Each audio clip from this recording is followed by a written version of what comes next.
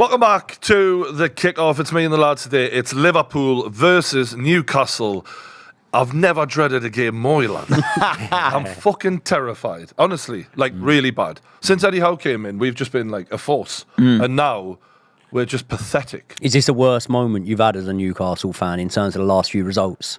In terms of the since Eddie took over, This is we look like a soft touch for the first time ever. We look easy. Like when Chris Wood scores a hat-trick against you at St James's, I've got countless memories of Chris Wood being squared the ball and having all the time in the world, no pressure around him, rosetting it, one-on-one with the keeper, and yet he looked like fucking Ibrahimovic against Newcastle.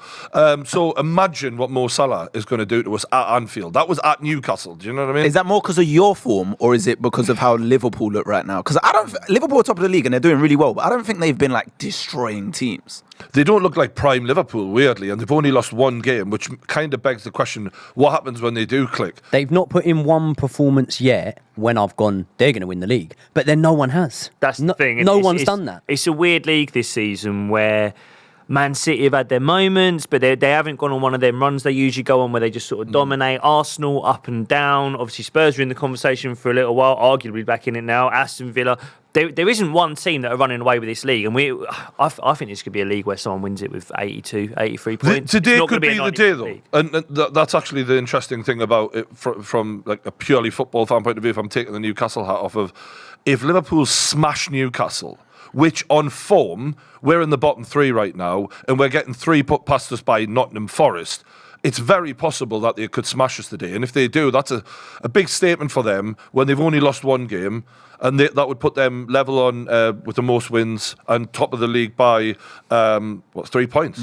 But you know what? That's the beautiful thing about the Premier League, because even Fulham, they'd lost 3 games in a row before they played Arsenal, and I didn't really give them a chance. And then they put in an amazing performance against crazy, Arsenal, and you're like, so that could happen today. You don't know with the Premier League. And also, what you're saying about Fulham, all of these teams have got players that can win matches. They've all got players like Raul Jimenez yesterday. He looks unplayable, and even with a Newcastle team, let's be honest, it's decimated, mate. It's decimated, and the bench, it's non-existent, mate. That's a Carabao bench, isn't it? That's a proper Carabao bench. You've still got top players in that team. You've still got Isak. You've still got Guimaraes. There's still players in that team who could do things to trouble Liverpool today. I think one of the problems in Newcastle is a lot of these players who are playing are also injured. I'm pretty sure we're pumping people full of painkillers and making them play through the pain because there's just clear drop-offs in the way people are playing, and players have said things like Dan Burn said, look, I'm still injured, but I just came back because I knew the lads couldn't play otherwise, and other players are more injured than me, so it's like,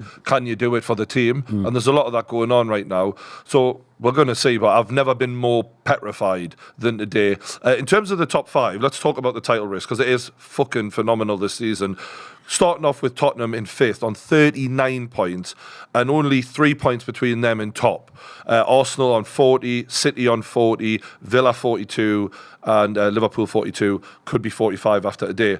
Now, Arsenal, you lot were my favourites about 2 weeks ago, and I think Arsenal fans were like, they were doing combined 11 with Real Madrid and having 8, Arsenal players. They were getting carried away, and rightly fucking so, right? But what the hell's gone on, mate? Well, we lost 2 games on the bounce, and in a time like this in the season when fixtures are so congested, you fall away that quickly. I don't want to say... You were talking earlier this season, though, about you're not quite playing the same flair that you had last season, and now we're seeing it more and more, because looking at the form guide's terrible, but if you're looking at the fact that Jared Bowen has more goals on his own than Saka, Martinelli and Jesus combined. That is mind-blowing. It's poor, man, and I think that is the area where people are really focusing. They're looking at our attacking players, those 3 who were incredible last season. This time last season, when we were in for the World Cup break, I think we'd drawn 1 game, lost 1 game. That was it. We'd won every other game, and we were on fire. We were on a 100-point pace. I think we scored a record number of goals for the football club last season, and that attack was it. It was Jesus playing as the pivot, playing sort of Firmino role, similar to Liverpool, and those 2 wingers going with him. For me, there's 2 problems. First of all, you can't try and win a title pinning all your goal-scoring hopes on 2 players who were 21 at the start of this season. You just can't. I'm sorry, you can't. Like, I still believe in both of those players, Saka and Martinelli. I think Saka's a world-class player. I think Martinelli has the potential to be as well. You can't hope that they're going to do a whole season on their own with a player like Xabi Jesus, who comes out and does interviews saying that he's not a goal scorer. The other issue you've got, mate, it's interesting watching Liverpool today because we all know that Liverpool have done a bit of a midfield rebuild this season, right? And I think you can question how well that's gone. Szoboszlai, 1 goal. He's had a lot of Liverpool fans on his back over the last couple of weeks. Endo, I'm not so sure. Arsenal have done the same thing. And I spoke about this after the Chelsea game. We've taken Xhaka and Partey out of the team, replaced them with Havertz and Rice. Now, for me, Havertz, not quite on fraud watch. He's kind of on probation. The tag's on his ankle a little bit. Rice, everyone's been talking about how he's been the signing of the summer. I'm going to say it now. The last couple of games, Rice has been pony. Last couple of games, we've seen the flaws of Declan Rice, which is when you've got a team who don't want to come at you at all, who just want to sit back. Rice takes too many touches. He doesn't pierce through lines. He can't drop a shoulder and go around someone in the way that Thomas Partey does. You go back and watch clips from last season of when we were really, really good. Thomas Partey, base of midfield, getting pressed, one touch, balls out of his feet into Saka. So when you're judging these attacking players, Saka, Martinelli, Jesus, their goal numbers are absolutely dreadful. And if they carry on at this pace, they're going to finish the season with 4 goals, 5 goals, 7 goals, and it's going to be a disgrace. I don't want to let them off. You're missing another player here as well. Odegaard's been well off it in comparison to the season before. Maybe he set the benchmark so high because he was so good the season before, but Odegaard quite a few times this season, I've been thinking he'll have a good moment, and I'm thinking, right, here's where you really kick on again. He's been the best of the bad bunch. If I'm really, and I've got to be honest with you, after watching the West Ham game in particular, if I was him, I'd have gone into that changing room throwing punches at full time. I'd have been so pissed off with those forwards because the chances he laid on a plate for them, he's been unbelievable. And I'll tell you what, part of the one thing we haven't spoken about, we've started Eddie Nketiah in I think 13 Premier League games. You can't do that if you're trying to win a Premier League title. I'm not trying to let any of these players off the hook. What we've done in our midfield, love Declan Rice. He's a fantastic player. For me, in terms of defensive actions, the best midfielder in Europe at defensive actions. He can't pierce lines in the way that Thomas Partey does. Kai Havertz, I've got to be honest, the defensive stuff's the most impressive thing about him. Counter-pressing, winning second. It really is, mate. It's mad because that's not what we were expecting. It's not what anyone was expecting. It's not what we wanted, I'll be honest with you, mate. And he started scoring a few more goals recently. He can't pass the ball like Granit Xhaka. You can't take all of your ball players, all of your ball progressors out of a team and expect your attackers to receive the ball in the same areas and score the same goals. All Arsenal fans have been on the back of Zinchenko the last few weeks. He loses headers. The best right winger in the world beat him with a step and scored a goal that no one else scores. Yeah, great. Take him out of the team. Who else fucking passes the ball? No one. Because you've taken Partey and Xhaka out already. He's the only one that can pass the ball from deep. So I'm not defending these Arsenal forwards. They've been a real letdown. I look at Son at Spurs. I look at some of the Chelsea forwards. I think Mudryk was on the same amount of Premier League goals as Saka before he scored yesterday. They don't look good enough. I will defend them and say that. Who you're competing with is Haaland on 14 goals, Salah on 12. Well, mate. There's no one to compete with, and if you are competing with them for a title. And this is, I've got to be honest with you. Arsenal fans are going to look at this January window, go, we need reinforcements, and there've been names that have been mentioned. There's been Ivan Toney who's mentioned. There've been Pedro Neto who's been mentioned. Players like that. I've got to be honest with you, mate. Would City buy those players? Would Liverpool buy those players? No. If you really want to compete with City. You're going to laugh at me. There's a name I'm going to say. You can't get him in January. He's available in the summer. You have to go for Mbappe. Wow. That's what you have to go for. Wow. I'm not saying we can get him. I'll be really honest with you. If Real Madrid aren't going to get him, I'd say we've got as good a shout as most teams in Europe. But that is the level you have to shop at. You have to shop at Osimhen level. Mm-hmm. You can't, Ivan Toney. I'd love Ivan Toney in January. Does Arteta want that traditional number 9, the sort of player that holds up the ball and scores those type of goals? Or does he want a player that rotates, that is like that Gabriel Jesus Mark II, but can actually put it in the back of the net? Because for me, I think if you put a number 9 with Arteta in his system, I don't know if he gets the best out of him. You get to, I think you get to this level as a club where we're 4 favourites with the bookies for the Champions League. We were top at Christmas in the Premier League. When you're at this level, I don't think it's that easy to go shopping and find players that immediately improve you. Do you know what I mean? Perfect for you.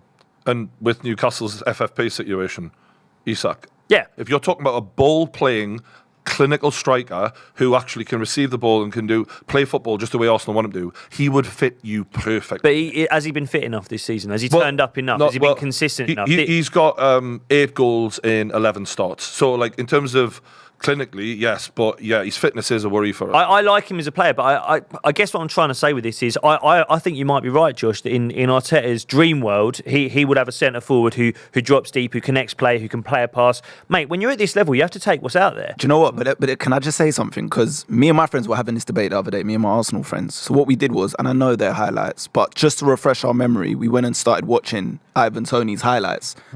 Ivan Toney can do that side of the game. I don't think he gets enough props. He can do everything, in my He opinion. can hold the ball, he can link, he can play it off. He scores all kinds of goals. When I was watching his highlights, he scored at Anfield, he scored at the Etihad, headers, tap-ins, chips, volley. He scores all kinds of goals. Technically, he's clean. He's clean. I don't think he could. But we're talking about a team that wants to win the title and win the Champions League one day. And do you think, would you want Toney if you're in that position? Yes. Would you... Right now, if I'm in Arsenal's position, I'll take Ivan Toney. 100. Maybe the price tag's crazy. Yeah. But in terms of what they need, he's going to cost 100 million. Osman is going to be 120. But that would be the difference between them. Who's costing 100 million? Apparently, Ivan Toney. Brentford. They were saying like 60 mil, 70 mil, something like that. But they didn't anticipate. You did. They didn't anticipate having this bad a season. Like Brentford are down there, aren't they? I did say it. I did call it. I said right at the start of the season. And Bueno's injured, and they thought they'd probably be around the top 10 or something like that. Now, let's have it right. They're probably in a bit of a relegation battle if things don't start to pick up for them. Ivan Toney's so important. And then if you say, can you put a price on staying in the Premier League? Nah. So it's about what it's worth to you. 12 months though. He's only got 12 months on the contract. 18. Can I give you a bit of insider?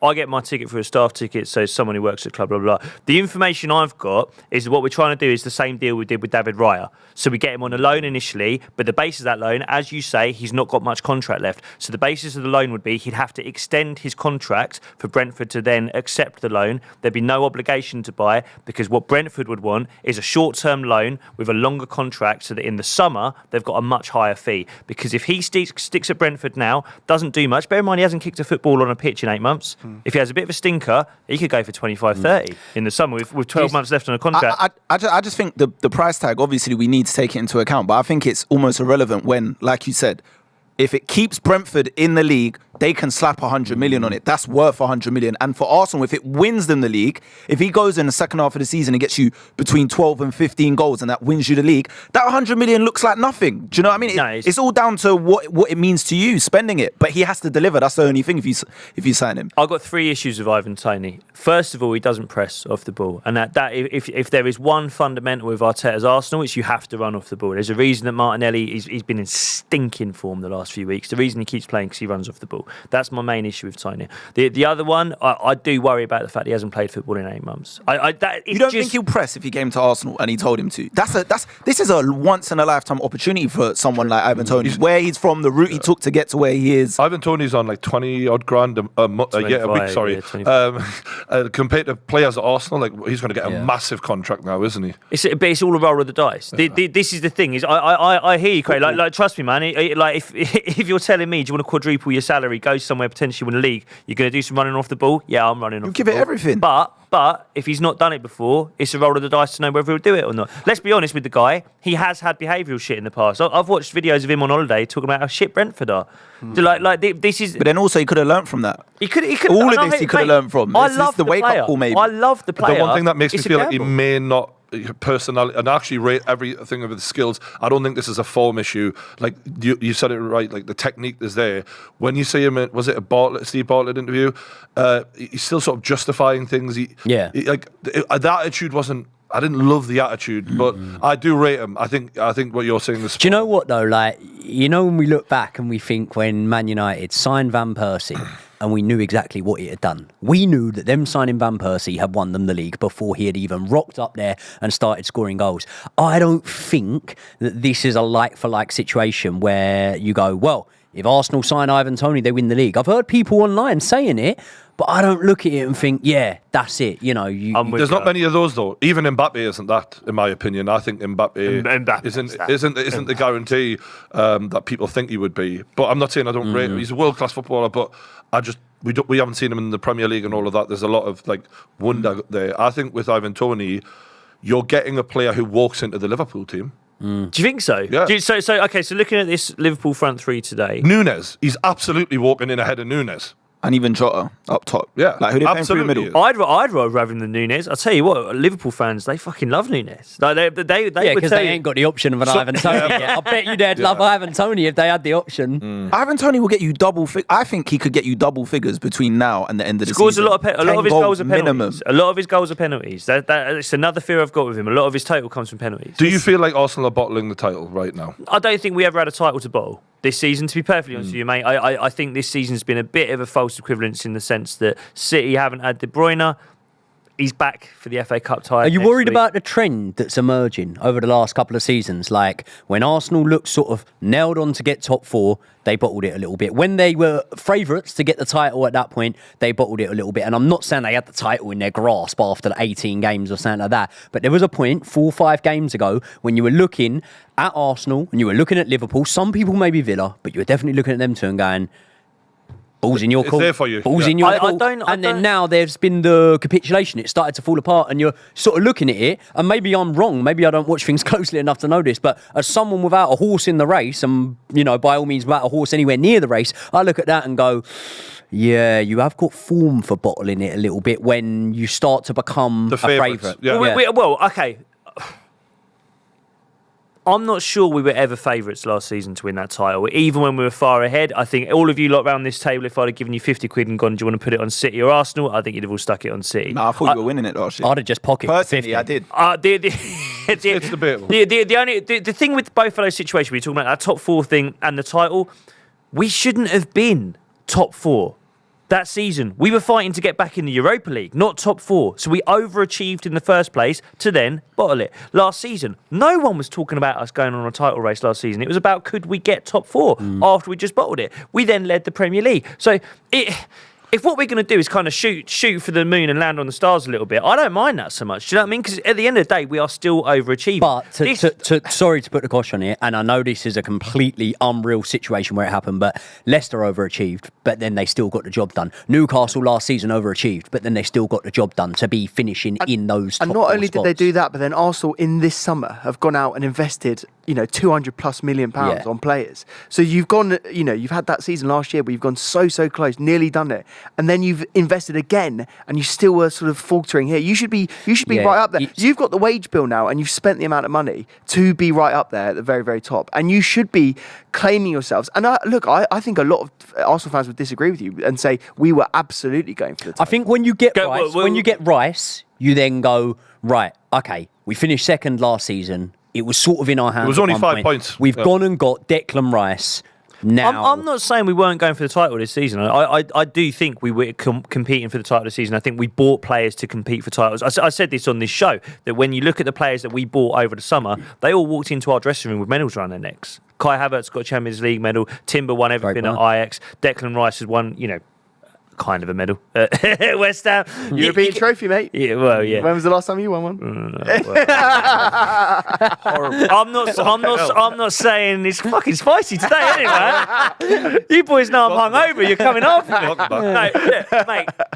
We are in the title race. We bought players to go into the title race, and guess what? We're still in it. Yeah, you are. Guess what? Yeah. We haven't bottled nothing yet. We haven't bottled nothing yet. And I'll tell you what, mate. Yeah. I would love it if we beat them. I can feel it. No, do you know what I say right now? I think you have to look at leagues and cup competitions differently, right? And I'll finish by saying this. The league, I don't think we've got the attacking players to do it. I think attacking players win you leagues because they get you goals when you need them. I think defences win you cups. If I look at the Arsenal team right now, we have got, in my opinion, one of the best defences in Europe. Okay, can I put it on you? You buy Ivan Toney. Does that take you to the league title, or do you still think you're too short? It gets us a lot closer. I'm not ready to say it takes us because I look at Manchester City with De Bruyne coming back. We should all be looking at them and going, they're still the favourites. Ivan Toney, no. If you're going to put me on the spot, Brian, if you're going to put me on the spot, if it's Kylian Mbappe walking through the door in January, yeah, it ain't happening. If Ivan Toney, I can't say. I like him, but I can't commit the Man City thing. We've been talking around the table a little bit about, you know, they're missing some key players, and when is Phil Foden going to step up and be the man? Well, against Everton, I've got to give the lad credit. I've been asking for it. He rattled it in the bottom corner and really got them back in the game and took over the game. So, yeah, credit to him. And City have really showed a bit of consistency, bit of mental strength. De Bruyne are coming back. It does feel like, oh, this is it. This is what they're going to start. Rodri being back, that's a real big one for them. Like, I know the other players are the ones that will pop up to win games. Ironically, Rodri actually scored the other night, but him being back is huge for them. They've missed Haaland for the last 4 games as well. No one's really talking about that. Alvarez is good, man. Alvarez is good. Yeah, but Haaland, like, he's still top scorer. He hasn't even played for ages. That's the difference when you look at City and Arsenal, City can lose Haaland and they still got Alvarez that's going to score goals. Whereas Arsenal are looking and they're thinking, well, who have we actually got that are going to score our goals? So, but who's got that depth? Who in world football? Like, bear in mind, Alvarez won the World Cup last year. Like, Alvarez, mate, any other team, Alvarez would be pushing to start, if not starting, for any other team in the world. Yeah. Like, that is ridiculous. Like, I'm looking at Arsenal. We're bringing on Reece Nelson and Eddie Nketiah. I'm not even sure if these guys are Premier League footballers, let alone World Cup winners. Like, who can compete with it? This is what I'm saying, though. Who can compete with it, man? Well, actually, looking at the 2023 overall league table, I've got that up now. Manchester City are on 93 points for the year. The next team is Aston Villa on 85. And currently, Liverpool and Arsenal are joint on 81. That is staggering. So Emery's better than Arteta? Well, after our last... you could argue, pound for pound, and I know Pep won the Champions League and the treble and all that, that Emery is the manager of the year for 2023. In terms of, I'm saying, let me finish. You could argue for what he's done in taking so many points with a team that were battling relegation when he took them over. I've given Eddie Howe a lot of credit for doing that. He's gone above Eddie Howe in terms of where he stands in the league this season. It's unbelievable. Mate, if he was 4th in that table that you just read out, I think you can still make a case for him being the best one because of the fact he's come in. But is he the best? In a team... No. Pep you'd say is the best, but I'd say Emery's... In terms of job done, pound for pound, meaning with the players he has, the amount of money spent on those players, the level of quality, and where you put those players in the league table, in terms of overachieving, I think that what he's done is more impressive to me because I expect Pep to win the league every season. He's got all the best players and he's the most accomplished manager. For me, Emery's job is unbelievable. Does it say the wins? Because I'm pretty sure I read that Villa have the most wins, didn't they? They don't. They've got the second most wins. Right. But it's 26 wins they've got, and Liverpool 23, Arsenal 24. So yeah. How many has City got? City have got 29. Let's be clear. I take your point about pound for pound, like 100%. A man's only as good as his tools, really. And Emery's tools are nowhere near Pep's tools. But he won 4 trophies in 2023, including the Club World Cup. What's it called? The Club World? Yeah, the Club World Cup. Whatever it is. He won 4 trophies last year. Emery won 0. It's huge. I agree. I'm just saying, to be only 8 points behind Pep Guardiola. It's impressive. In 42 games played is unbelievable. Can I just say one thing? Spent very wisely. Yeah. They have spent a bit of money. They spent a lot of money. Villa have spent a very They spent a lot of money under Steven Gerrard, and he's inherited some players that were underperforming under Gerrard as well. To be fair. But I think with that, you have to look at the fact that he's got a seriously good sporting director in Monchi. Like, they work together at Sevilla. Like, and when you look around the Premier League, they are the clubs that do the best. The ones who've got a really good sporting director. I think Eddie Gaspar at Arsenal actually won an award for best sporting director in Europe a few weeks ago. I mean, I don't want to get into him. You know, I'm sure we will get into him at some point. Manchester United, mate, how much could they do with a sporting director? Mate, I don't want to. I don't think they need one. No, give Ten Hag another contract. Yeah, give Ten Hag the 400 million again. He'll be fine. I would agree with you about what Emery's done. I've got to be honest with you, as someone who's got PTSD of watching an Emery team, I've got to see him finish a season before I give him his flowers. I look at that Aston Villa team, and I'd ask all of us around this table, we'd all look at that team and say, I'd have a few of them players. I'd have more than a few. I'd have more than a few. I could probably name about 2 players that play for Chelsea that get into that Aston Villa team. Yeah, well, mate. And their depth. You look at their bench sometimes, their depth is ridiculous. Diaby, when he came in, I was thinking he's going to be the signing of the season. And even when they got beat 5-1 or whatever it was against Newcastle, I was still thinking, I'll tell you what, he's going to be a good player from. He was just on the bench the other day. Mate. Like, some of the names they have on their bench, Villa have got depth. Like, when people are saying now, like, you know, you can't rule Villa out because of what happened with Leicester, I get it. And we may never see a Leicester thing like that again. What I would say is Villa have better depth. They do. Villa have better They depth do. than Leicester. They have a more proven manager at winning things. And when you look at Villa even recently, okay, they've dropped a few points here and there, but some of the wins they've been getting, little bit reminiscent of Arsenal last season. They've been getting them 93rd, 97th minute winners. Even the game against Sheffield United they drew, that was in the 97th minute or something like that. So they're a team that are just so hard to beat as well. Yeah. But there's other factors we need to take into account. Like, also, when you're the manager of Villa, there's no pressure. Yeah. There's no pressure. Pressure's a big thing. We're talking about that with Arsenal. When you manage at City or top clubs, that comes with immense pressure. Now, what Emery's doing now is, because he's taking them up there creates an expectation now. And then we're going to see going forward, if they do finish within the top 4, which it looks like, because they're in a title race right now as it stands. Next season, then we're going to be talking about them differently. We're going to start talking about them how we speak about Arteta and Arsenal. But as right now, when there's no pressure, of course you can go out, play your football, get your ideas across. I'm not trying to downplay what Emery's done, by the way. They're playing Thursday night football. They're doing there a are great clubs job of that it. are right It's up fucking there. Conference League. It is, man. They're Yeah, it is. over there, There's Europe. man. Like, we're complaining about There's all these no Champions League pressure games. though. There's Yes, no yeah, but pressure. Tell me there's as a games. manager, when you walk into Aston Villa, what the pressure is. When he walked in, the pressure is don't get relegated. And then once you do that with the players he's got, which they shouldn't be relegated with the players they have, because there were worse teams than them, now it's like, all right, cool. Anyway, if you float between 9th and 6th, that's a really good season. He's done his thing. Like, I'm not taking away from Emery, but I'm bringing up extra little factors we need to consider. And there should be There's a pressure. reason he hasn't been. There has to be a reason he hasn't been at a top club, barring PSG yet. I want to see Emery after Villa. Where does he go? Would Man City hire him? Because we talk about Pep, him being next to Pep here, but would he ever be good enough to manage a team like Man City? Would a team like Man City or Real Madrid consider him? Good CV, hasn't he? But He's got one of the why best hasn't he been CVs on the considered? market. If you look at who managed Man City before Pep, though, he's easily as good as a lot of those guys. Yeah. Like Pep's a 1 in a million, as you have said a lot. He's as good as guys that have won the league. And with Man if City. you talk- Pellegrini, he went on to manage. When is he going to step up? When is he going to step up? So maybe Man United might be a Yeah, top but thing. When is he going to step up and he's take something stepping with a up lot right of now. pressure? All right, ultimate test. Chelsea boys, would you have Emery?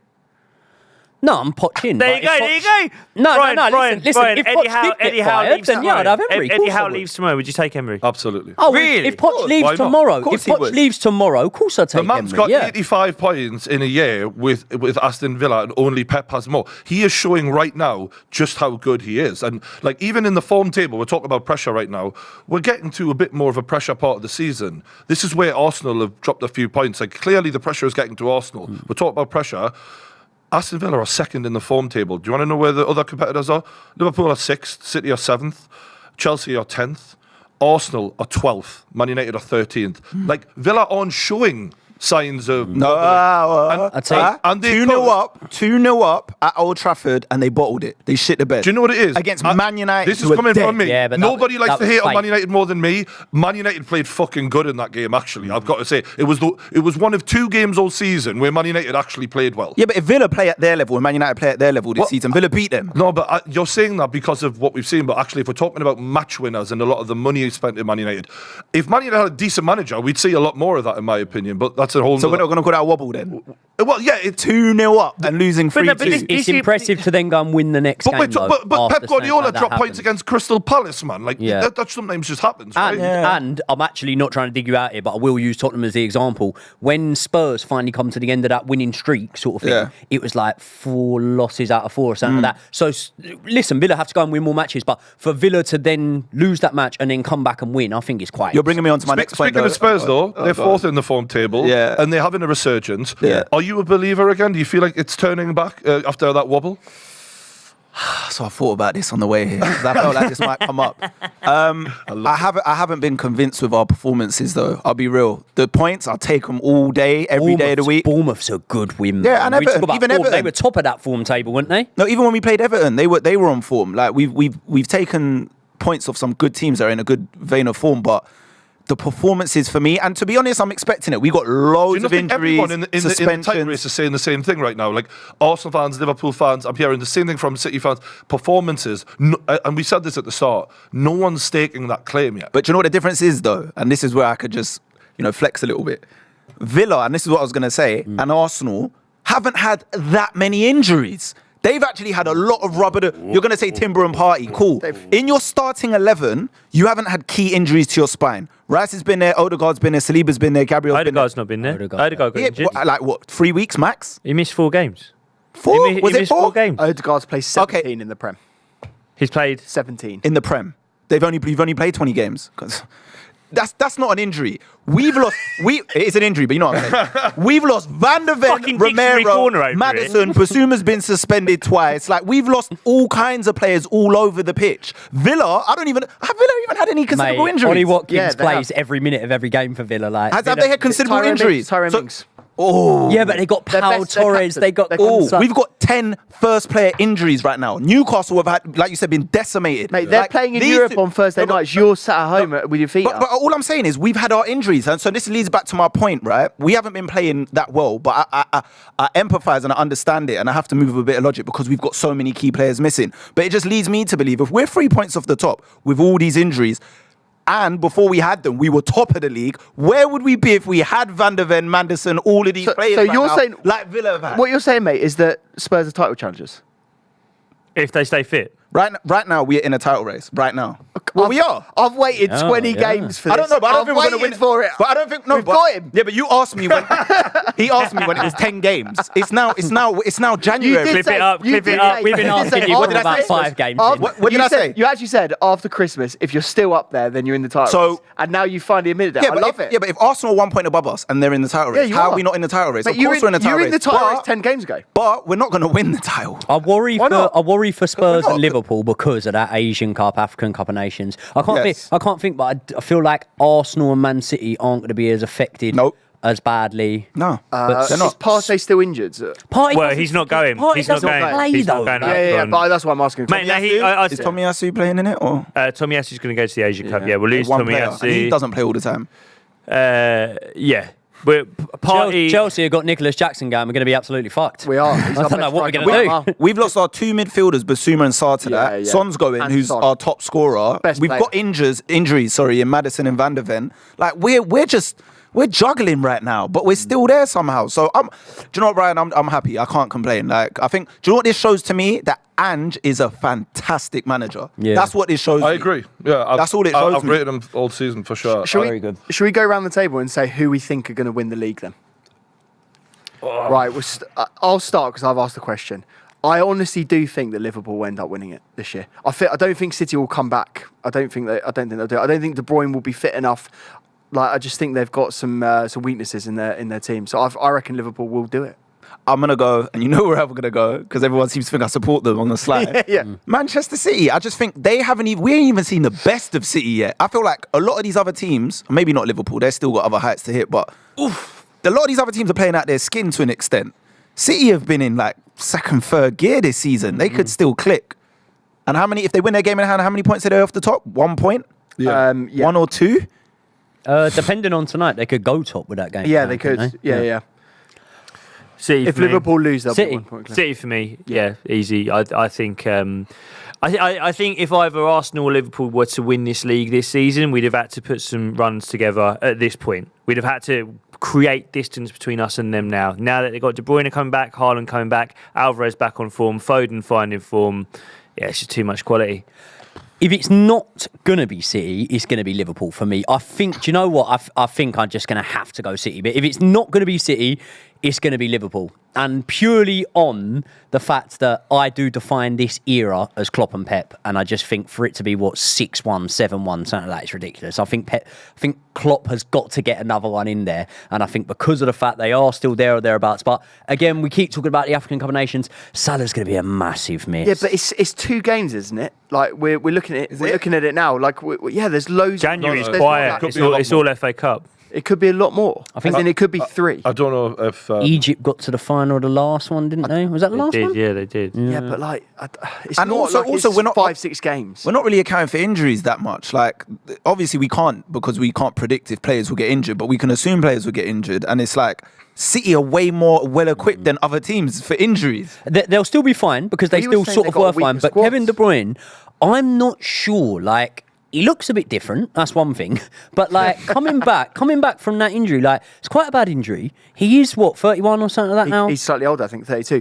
And also he got re-injured with a similar injury. There's something about it where you do worry about how well he's going to recover at his age, and also like I don't know, like there's something about that I'm not quite sure if he's going to. We got a free kick here, by the way, for Liverpool in a really dangerous position, which was soft as fuck. The referee bought it from the reaction of the fans. There's no way this was a free kick. Barely even touched it. Salah on the edge of the box. 3 minutes. Let's go. Trent is going to whip it. Liverpool Trent's have having a piled the really pressure good on. season. Oh, he's gone for the front post. Go on, lads. Go on, Salah has the ball. Yeah, Trent is having a really good season. I've actually seen him do quite a good bit of defending recently as well. Like a few times, in a one-on-one the other day, I can't remember who they were playing, and I was like, "Go on, Trent!" Like, I think it suits him getting in more central spaces. I think that's something that Klopp's done really smart this season. There's a lot of their midfield I'm not really convinced by. I'm not sure about Endo. Sobbers lie up and down.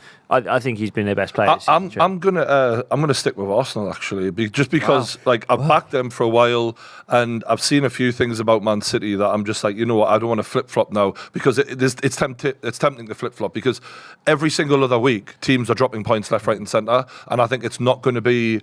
I don't think it's going to be a season where City go on a 14-15 game run. I think it's going to be a lot more. A back and forth, up and down, so I'm going to stick with that. so no one's backed Villa there, who are still in the title race at the moment. Does anyone on this table think that Villa don't finish in the top 4? No way for me, like they're in the top 4. Definitely in the top 4? I think definitely in the top 4, yeah. Villa top 4? Come the end of the season? Well, I have to back Spurs because I support Spurs and we're right there, so I'm going to back Spurs. But yeah, and I don't think Arsenal are not going to get top 4. Liverpool are definitely going to get top 4. So is Man City. So I have to back my boys. We're right there. I don't think. I agree, with Craig. I don't think they'll get top 4. I don't think they will. I think Spurs will be the ones I've to drop got- out. You think Villa don't get top 4? I don't think they will. I think Spurs will come into What it. if they progress in this Conference League? Because we saw That's what what that I'm did to saying. West Ham. And he will. And that is why they Unai bought Emery. Emery. So won't That's that what affect you're them? buying for. I don't know. It will also affect think- them, but you've got so many injuries, and you've got players that are going on international duty. Like you're going to drop off in the next couple of games. You're going to drop off. But theoretically, by the second week of Feb, if everything goes well, we'd have everyone back. Yeah, and Spurs have got their And we don't have injuries no out Europe. the way. True. Villa haven't had their injuries yet. Spurs have got theirs done with. Is that how it works? don't work mate? like that. I'll tell you what. If Villa are I'll gonna tell get you what, though, 15 like- injuries- like- But they will have to get injuries eventually. You can't play this amount of football for a whole season and just stay Oh, fit. They're fucking human. hell, man! You fucking if plonker. Ollie Watkins does pick up an injury and he's facing 6 games out, something like that, they've not really got anyone who they can guarantee that's going to lead the line for them either. Even if if they got McGinn or Ollie Watkins or even Leon Bailey, the form he's on, 2 of them injured, it's problems. Yes. These players are influential right The now. more I think about it, something tells me I'd slightly favour Spurs to get into that top 4 over Villa. I think Spurs. I think Spurs have got the quality. Spurs have got the now. So I've just watched Emery before, and I know how seasons can end. And I do think that. You know what? That's a fucking yellow card, you fucking useless prick. This fucking bell end of a referee. Honestly, he's been given everything to Liverpool. How is this not a yellow card? We're on the counter It's attack. at 6 minutes in. 6 minutes in. 6 minutes in. No, but he's given 4 big free kicks to That's a Liverpool. yellow card, though. It's a yellow card. That's a yellow card. How is that not a yellow? I'm sick of this shit. With Man United, Liverpool, and all these big clubs, they get all the favouritism. I'm sick of it, man. Watch. If I'll tell you, I'm going to make a prediction now. If by some miracle we're drawing in the 90th minute, I don't care what's happened, 15 minutes at a time, some shit, 10 minutes minimum, because they always get the preferential treatment, man. That was definitely a yellow card, though. Every I'm not going to lie. fucking time. Stupid prick. Maybe he took into account the weather. Because Yeah. sometimes it's a bit. Yeah. Don't referees do that though. I get that. The slippery. Apparently it's slippery for both teams, though. It's Anthony Taylor, and that tells you everything you need to know. Do you know what I say about this Liverpool Wanker. pitch? Arsenal played it obviously on the 23rd, just before Christmas. You're gonna The talk about the pitch, pin, the yeah. pitch is Didn't fucked. even, man. The Well, pitches are Anfield. mate. Oh, What yeah, is this Newcastle are in Don't here. like that. Isak through the middle. Uh-oh. Is it Mike? It's it! Oh, good block from Gomez. Very Watch how good many block. people slip today. I'm telling you, mate. The pitch is mental there. Lewis might have a comb over. You're a comedian though, right? Is that what you're doing to me? You're winding me up? No? Because that was a fucking yellow card. Nah, it was yellow. Look at Miley here. Mate. How old is he, Brian? 17 years old. Playing at Anfield. Unlike that fat darts player, he actually looked... He looked 12. He's a kid. What the hell? Sorry, I'm not body shaming. I'm also chubby. I'll just be clear. Okay. It's not really Corner. his body, it's his face that makes him look old, to be fair. What's going on that was there? a Nervy. strange corner. Right, fucking useless. before we get into it, should we just have some predictions for this game? Brian, you think you're going to go 2-1 Liverpool last minute, I presume? A last minute win out of Liverpool, but to be honest with you, I'm worried that we're actually going to get battered. But Liverpool always do us in the last minute for whatever reason. Yeah. I'm going to go 2-0 Liverpool. I'm going to go 1-1. I think Newcastle are going to make it scrappy. 2-2 for me. I think Newcastle started quite well. I thought we've created a chance already. We've lost 6 of our last 7, I think. I'm going to go with a hat-trick of draws. I think score draw. I hope he's all right. I'll take a point right now. Thank you. Get the hell out of here. I'd love for you to get a point. Get the hell out of here. Brian, we've been talking about top fours and title race. Where do you see, like, what is the realistic hope for Newcastle? You don't think you can get top 4 now? I think it's absolutely gone. But my thing now is like for salvaging pride is this reminds me. To be fair, I was heavily critical of Liverpool of Klopp at the start of the season because of his attitude, and I do rate what he's done in managing to patch some of these holes in a way I didn't expect them to. I think Newcastle are in a reminiscent situation of Liverpool the year after their title win, where we're still a good side, but you just can't perform when half of your squad are injured or whatever. For me, there's one thing the players owe us. Next weekend, we're playing Sunderland. Just fucking win that. That's, I'm all for the rest of the season, I don't really give a shit, but beat Sunderland because we haven't played them in, a fucking decade. They played well today as well, by the way. They look decent. Joe Bellingham. Yeah, Bellingham's bros playing for them. When you've got a mate that supports a team, you'll always take a little bit more interest in that team. So for that reason, I actually know there's a lot of underlying factors with Newcastle. Not only the injuries they've got, that the players on the pitch in other circumstances probably wouldn't be on the pitch because they're carrying knocks too, but there would be a lot of people that look at, say, for example, this Newcastle lineup today and go, mate, it's a near to close strength, fully fit lineup. I mean, obviously Trippier's out of there and you have got absentees, but it's not, you got 70. I'll tell you what, Joe, the way Trippier's playing, I think Livramento gets in on form. Livermento's a good player. Class. Good player, but I don't think with a Kieran Trippier you can judge his worth on what I'm terrified about games. is Dan Burns in horrendous form and he's up against Mo Salah. That for me is a match made in hell. So and as is Longstaff, he's in horrendous form. He can't be fully fit in my head. How are you guys approaching this game? Do you think you're going to do what Man United did at Anfield? I think we're a little bit more. Fucking hell! How could you not be more ambitious than that Man United side? It was pathetic what they ended up doing. They got a point. But they got a point out of it. I think we'll be more ambitious, and I think that actually might end up being the undoing. To be fair, but. Defend for our lives and hope for the best on the counter attack. I'm not mad at any teams that go to Anfield and play a low. It's one of the hardest, isn't it? Just do it.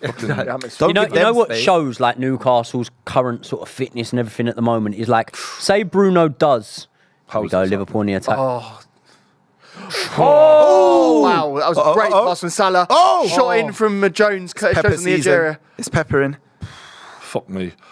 Liverpool put that touch from Salah there. One of the worst injuries for us is Dubravka coming in for Pope. You kind of don't realise how good Pope is until he's not there, and you're like, fuck me. Would you want to make a move for a keeper like Ramsdale potentially available from Arsenal? Would you want to do that? Right now, given how bad Dubravka's been, I would take that straight up. Or David De Gea. That was a good save from Dubravka there, though. He does have the odd decent. He has the thing with Dubravka. He instills fear in his own defence.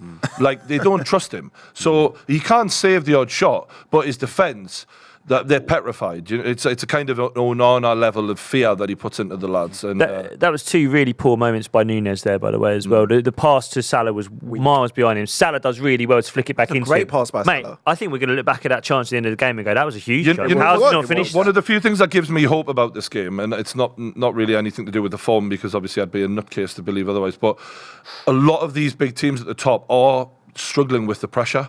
And I can only hope that Liverpool, knowing how badly they need to win this game, feel a little bit of that. But right now, we don't look like in any way.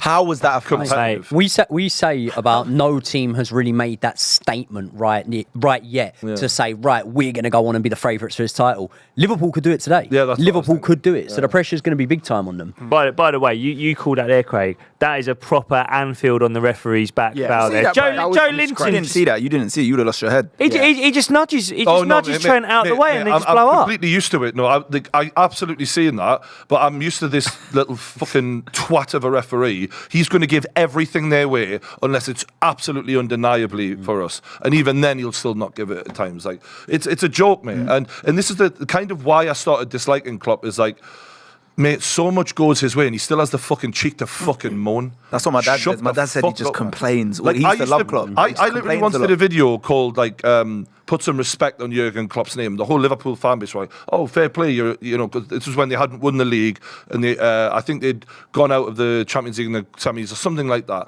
And I was a real believer in him as a manager. Still am. I still believe he's great. But he's a fucking knob. Like, that's honestly, like, it's not about his... I think he's better than Pep. I actually think, like, pound for pound, and I know Craig thinks I'm a nutter, and he's got every right to because Pep's got all the medals. But I think if they had the same budget, Klopp would probably have more medals. But I still think he's a knob.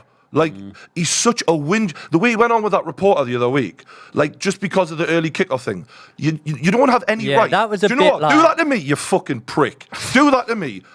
Honestly, because I don't like him. I don't like hard cunts who bully people and then they think they're hard. But then when it comes to actually if someone stuck it on him, let's say how you deal with that. He found it difficult to get over that as well. Yeah. He had his bite. He went, I can't believe he's you a say bully, that. mate. And then it's like gone on. They've tried to go and he brung it back up again. He went, I still can't believe you said it. It's like, mate, he's a fucking bully, man. He's a big guy though. He's like 6'3", yeah, well, you know, 4. He's a fucking old guy, and he had to fucking knock his fucking dentures out. funny enough, I heard Klopp's looking to get on Misfits. So. You know what I mean? Me and you on Misfits, bitch. No, I mean, speaking of Misfits, we'll give Joey a shout because he's just signed to have his first fight on Misfits. Yeah, let's go. We're going to be in Leeds. January 20th for Joey Knight versus Most Wanted, who is a Twitter influencer and a YouTuber who's had a bit of an MMA background. And it's going to be a big fight for you to get started, mate. Yeah, it's going to be good fun. I'm looking forward to it. It's weird because I didn't think I'd be getting back in there. Boxed a little bit when I was younger, but... yeah, all systems go now. Yeah, training hard, dieting hard, got that weight to cut. Yeah. It's going to be good. So, yeah, make sure you support the lad. January 20th on Misfits. Can't wait for that. Newcastle have given away another free kick. It is pissing down, so these are going to happen, to be fair. Do you know what I was sort of saying earlier on, right? When, let's say, for example, Bruno wriggles out of a tight space, you used to see almost like an electric shock go through the other 9 players running forward all of a sudden. And all of a sudden, it was like the fuse paper's lit and Newcastle bomb on. And that's the main thing I'm seeing now is someone will wriggle out of a space. Someone will find the ball in a little pocket where they can deliver something. And there's just not the legs there at the minute. Yeah, but it's just legs, though, isn't it? I think, and this is affecting all teams. I watched Arsenal yesterday. We're flat as a pancake against Fulham. We were talking about this earlier. Like, is it time to talk about winter break?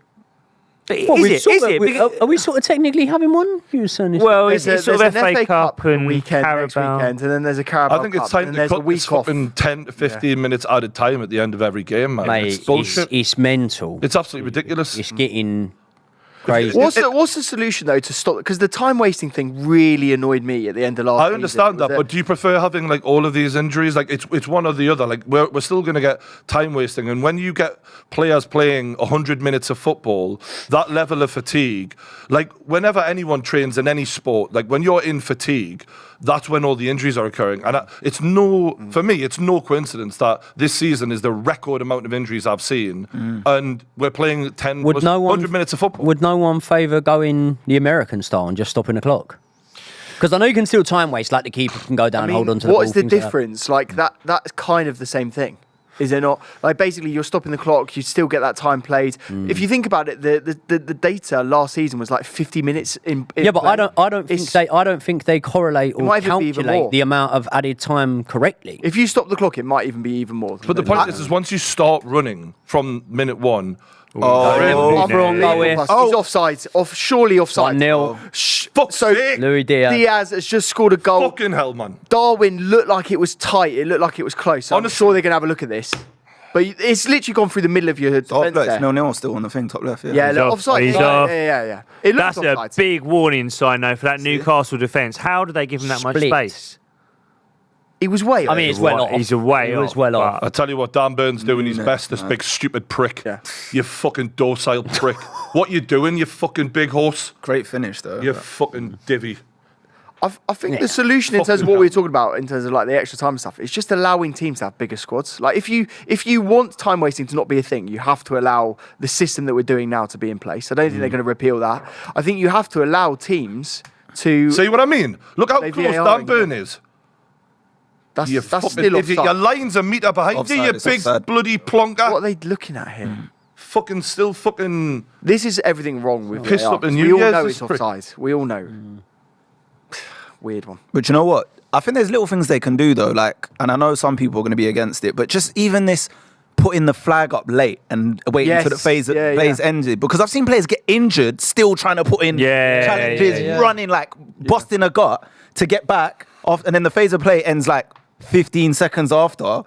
Injuries occur in that time. Yes. That's just a waste of energy that doesn't need to be expended. Yeah. I've been to, I think, every game that Chelsea have played in the League Cup this season. And mate, the stadium experience, I had forgot that it was like this. It's so enjoyable without VAR. Oh, it's so it's much so better. good.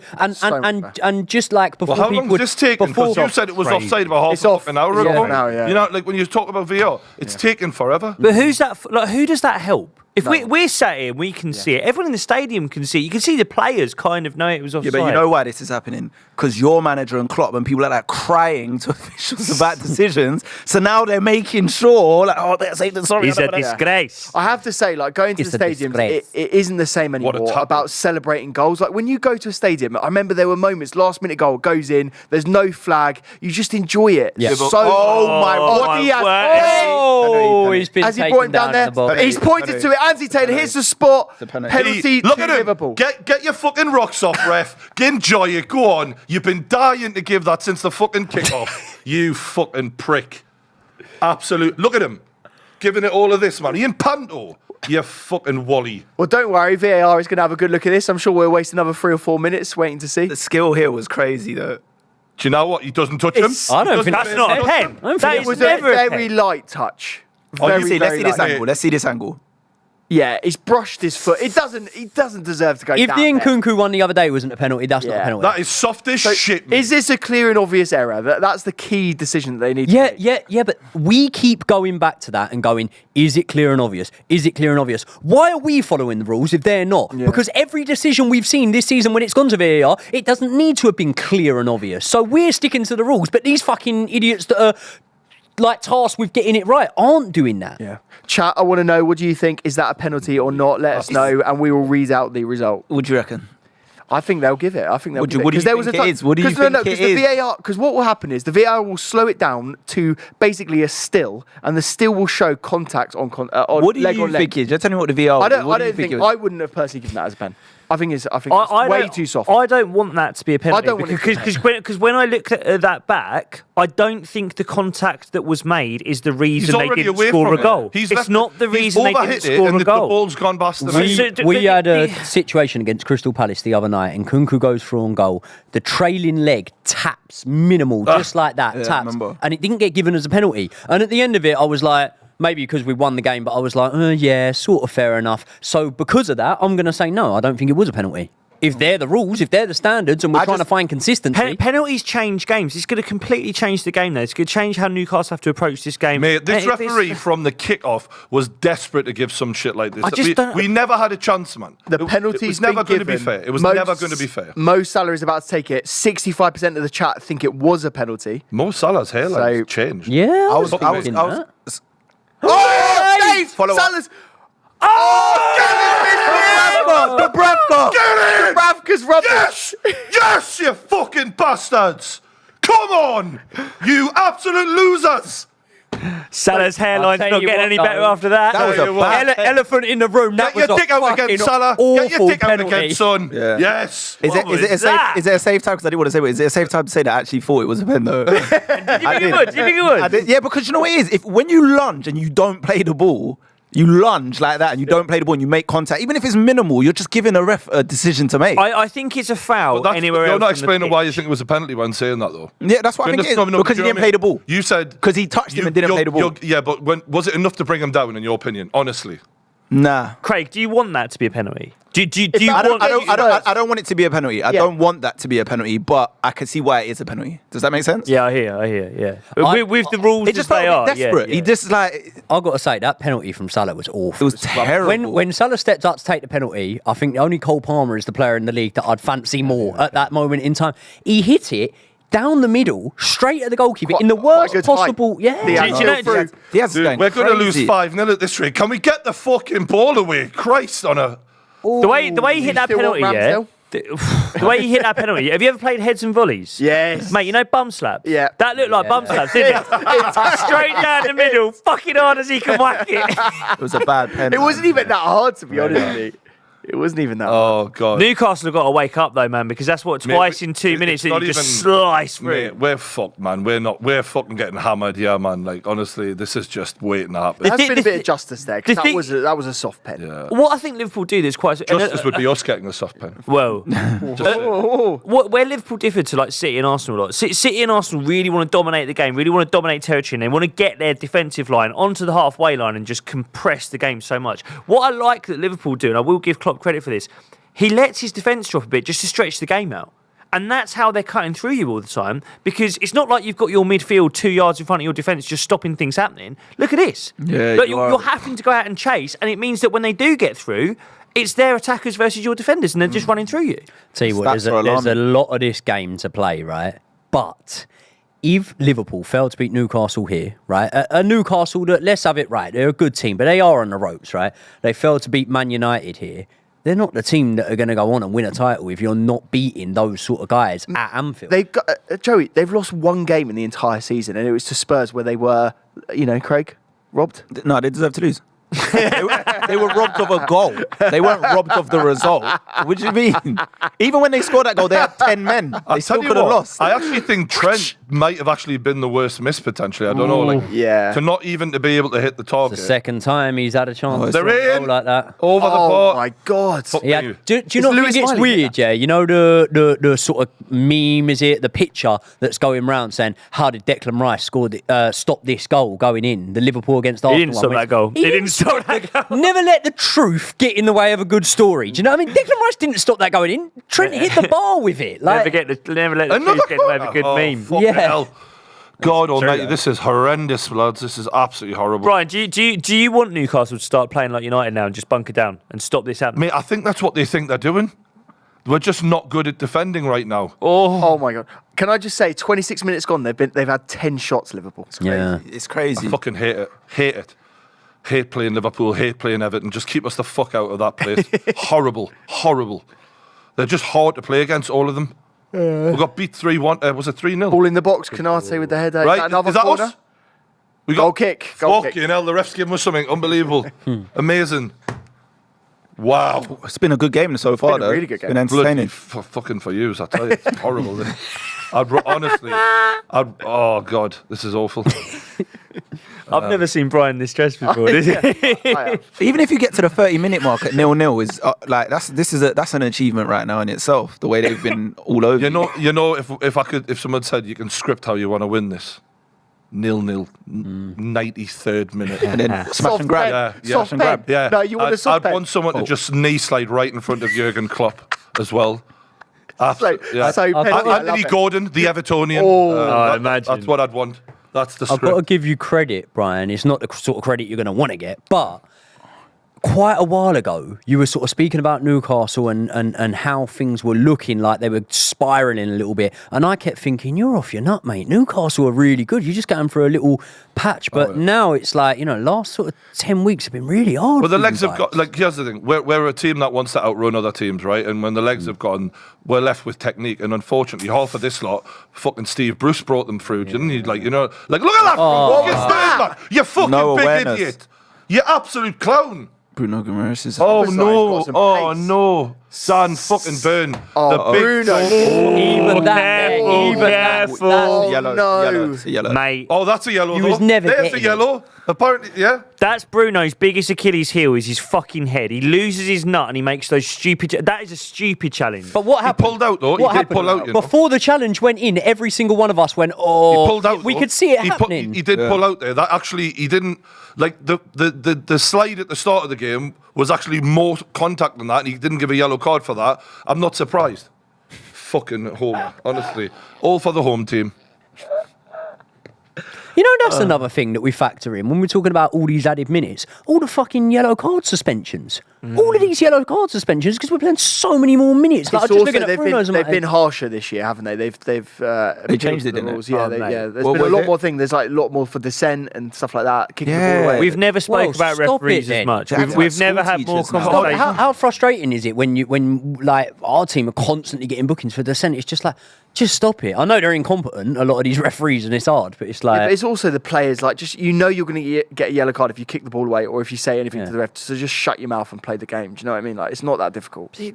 Oh, John Longstaff, mate. You are so shit to watch, you fucker. Get your fucking legs moving, man. Honestly, you think we're going soft on you because you're a Geordie? He's absolutely having a laugh. Van Dijk with a little push thereafter. He's a bit. Tasty. He loves that. What happened there? Handball. Oh man, They're I hit gonna shoulder give it. sleeve. They're going to give it. Honestly, It's not unnatural, is if it? they- You can't yeah, jump. Honestly, Can't pencil if they jump. give They that, are I'm ridiculous. giving up on football, man. Like, literally. You can't do anything. Come on, lads, pass the ball around, man. You can't get it out, can you, at the moment? Yeah.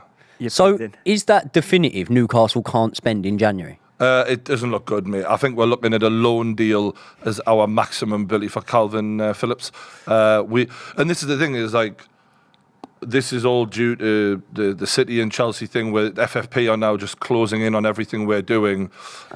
We just can't spend the money the way people Brian, thought we could. if Real Madrid come in and they give you 120 million for Bruno, would you take that if it meant that you could make 2 or 3 signings? That's a good shout because that is one part of the pitch you're pretty stacked in midfield. You've gone very high there with 120. Yeah, but I know Bruno's, you're saying it. Bruno's to get worth the- a lot. No, but Bruno's worth a lot of money. He's isn't not he? worth 120. How much is he worth? So can we talk about He's- Chelsea he's- midfielders and what he's- that's done with the market? If Enzo was 110, Wow, Yeah, but they're Jordan, not worth Eight. that. This is we're on the 80. counter attack. I don't think 120 They're is not. ridiculous for Bruno. They're not worth that though. I think 120 is fair for Bruno. Yeah, well, there you go. Play wide. Go on, Enzo lad. and- Wide. Oh. In the middle, then, Play you back, fucking play back. divvy.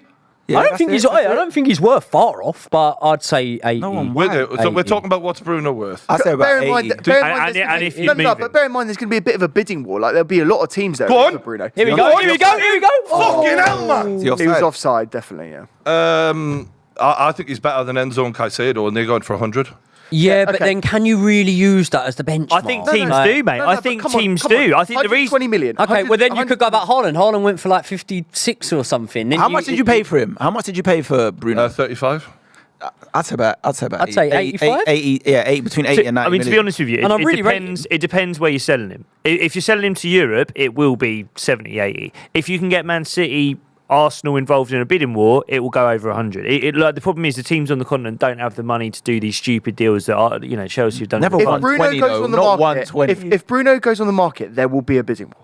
Easy. What He's it- one of the do you- most sought after midfielders. Do you in Europe. remember what City offered for Paquetá before the betting scandal came out? much was it? 75? 105. Oh, was it? 105. That tells they you went everything you up need. to So for 120 Paquetá. is absolutely realistic, right? So if they come, absolutely, there's a think so? bidding war. Paquetá's Yeah. a different type of player, but yeah. I don't know. I don't know if he's a worse player though. No, Do he's you know not. what I mean? No, I'd agree with that. I think I really rate Bruno. I just think transfer Oh, my God. shit. prices. The thing with Bruno's game that is sort of, he's forced to play in like a 6th position, but he's really an 8, and he's just so well rounded, and that's one of the biggest mistakes of Newcastle. This Dan Ashworth situation, right, where people are singing this guy's praises as if Man United are going to go and get him and it's going to fix all their problems. Delusional, in my opinion. Like, what kind of director of football are you if you take a job which is supposed to be a 5 to 10 year job, and then you fuck off after 18 months, and in the process you sign Toney, who doesn't even fit what we're actually looking for. It's a lot like, you know, when Man United went and signed Mason Mount, and they always had Bruno Fernandes. Like, you're like, that's not. We've got Bruno. We don't really need Toney. What we need is the central defensive midfielder, and Toney isn't really that. He's more of a Bruno. Do you think Dan Ashworth will go? Because they often say there's no smoke without fire, and those rumours are persistent. They're really not going away, are they? And it's been quite prolonged now. I mean, I'm not really. I'm not against it, because if you don't want to be here, then get the fuck, mate. Because as far as I'm concerned, I look at that summer transfer window and it was piss poor in terms of, you signed Bonds, who has, you know, obviously achieved nothing, got injured straight away. Toney was banned. What kind of research did he do on him? We didn't need him anyway. Go on, lad. Here we go. That's a great ball. Miley, go on. Oh, he's miskicked it. Oh, he's got the ball underneath his good play feet by there. Newcastle Couldn't there, get it though. out. Few more promising moments now Yeah. for Newcastle in the last 10 minutes or so. But the more they do push forward and get these moments, the more open they're going to be. They were pretty open when they weren't able to be countered. Now they're getting countered, sort of thing. I'll tell you what, it was interesting, Brian, you saying about Bruno as an 8 there, because there was a moment there where Longstaff was in that left 8 position, walking forward with the ball, almost looking over his shoulder, trying to go backwards. And you're like, mate, like, he eventually does play the pass to Miley, but it's like, if that was Guimaraes in that position, going forward with the ball. I've had enough of Longstaff this season. Like, it's weird because I appreciate when he's on form, he's handy, but like, the level that we're trying to get to is far, far above where he is. Do you know what I mean? And yeah, I think he's one of them who'll probably go to a Premier League club, but just nowhere near where we're trying to get to. Like, Some good stuff. good from Miley. And you know what? See Miley there, that ball. That's a ball. 17 years old, I knew. Oh. Okay, that was terrible from Gordon. Awful from Gordon. That. Gordon, And do you know what it is? I think Gordon, when he goes back to Liverpool, every time has an absolute stinker. Like, I don't know what it is with the lads. You know, Pressure. he's getting pelters from those fans. Yeah, but Do it's you know what I just- mean? It's not good enough, man. Like, you know, like Lewis Miley, 17 years old, when he goes to ping that ball to Gordon, I know before Gordon even appears on the pitch, on the screen, Miley's going to hit this perfectly because he's got it. And I know that Longstaff doesn't have it. He's not on that level. And it's just, we're in that transitional phase between Steve Bruce and Eddie Howe. And people are like, I think because we overachieved so much last season, like people are enjoying sticking the boot in with Eddie a bit. And they're not realising, like, Eddie's having, he's right bang in the middle of this right now, which is why I kind of give Big Ange a lot of credit, really, because Big Ange's transitions, it's happening at light speed, as with Emery, but Emery's getting quite a lot of money, and I think Gerrard was so badly underperforming. He laid some good foundations, old Gerrard. Come on, Livramento, lovely. Good player. Isak, takes it round Good one. touch, unlucky. Come on, follow it in. Oh, you fuckers. I really like Isak. I really like Very Isak. Mate, he's an Arsenal player if they're ever. Oh my God. That's no. a push. Doesn't matter. Oh, you Jackson. Oh, you Jackson. Oh, you Nico Jackson in disguise. Oh, that's a... How is that not giving a free kick, referee? You've not given a free kick for the push. More goals than Nunes, just saying, this season. Nunes, they're both wasteful, Did is my point. we not think that was a push? Nunes has had a dreadful first Someone half made a so mad far. TikTok highlight of Get in there, Nico Jordan. Jackson's Yeah, misses. he's It was got to be mad. careful. Fucking get into them. I've got one for Lou's goal. Yes. Just for you. Oh my Really? Okay. God, Longstaff. Look at The free. Longstaff The hat-trick. played half an And hour he of missed football. about He 5 looks like sitters in played that 90 game. minutes. Another striker could have got 8 in that game. Literally. I'll tell you what, though, you say that you could put a really good combination together of all his misses. You could put a really good combination together, and if no one had ever watched him, you could go, this is the leading scorer in the Premier League at the minute. Here we Isak go. on there. Uh-oh. Isak. Love time. ball. Oh, There you go, there you go.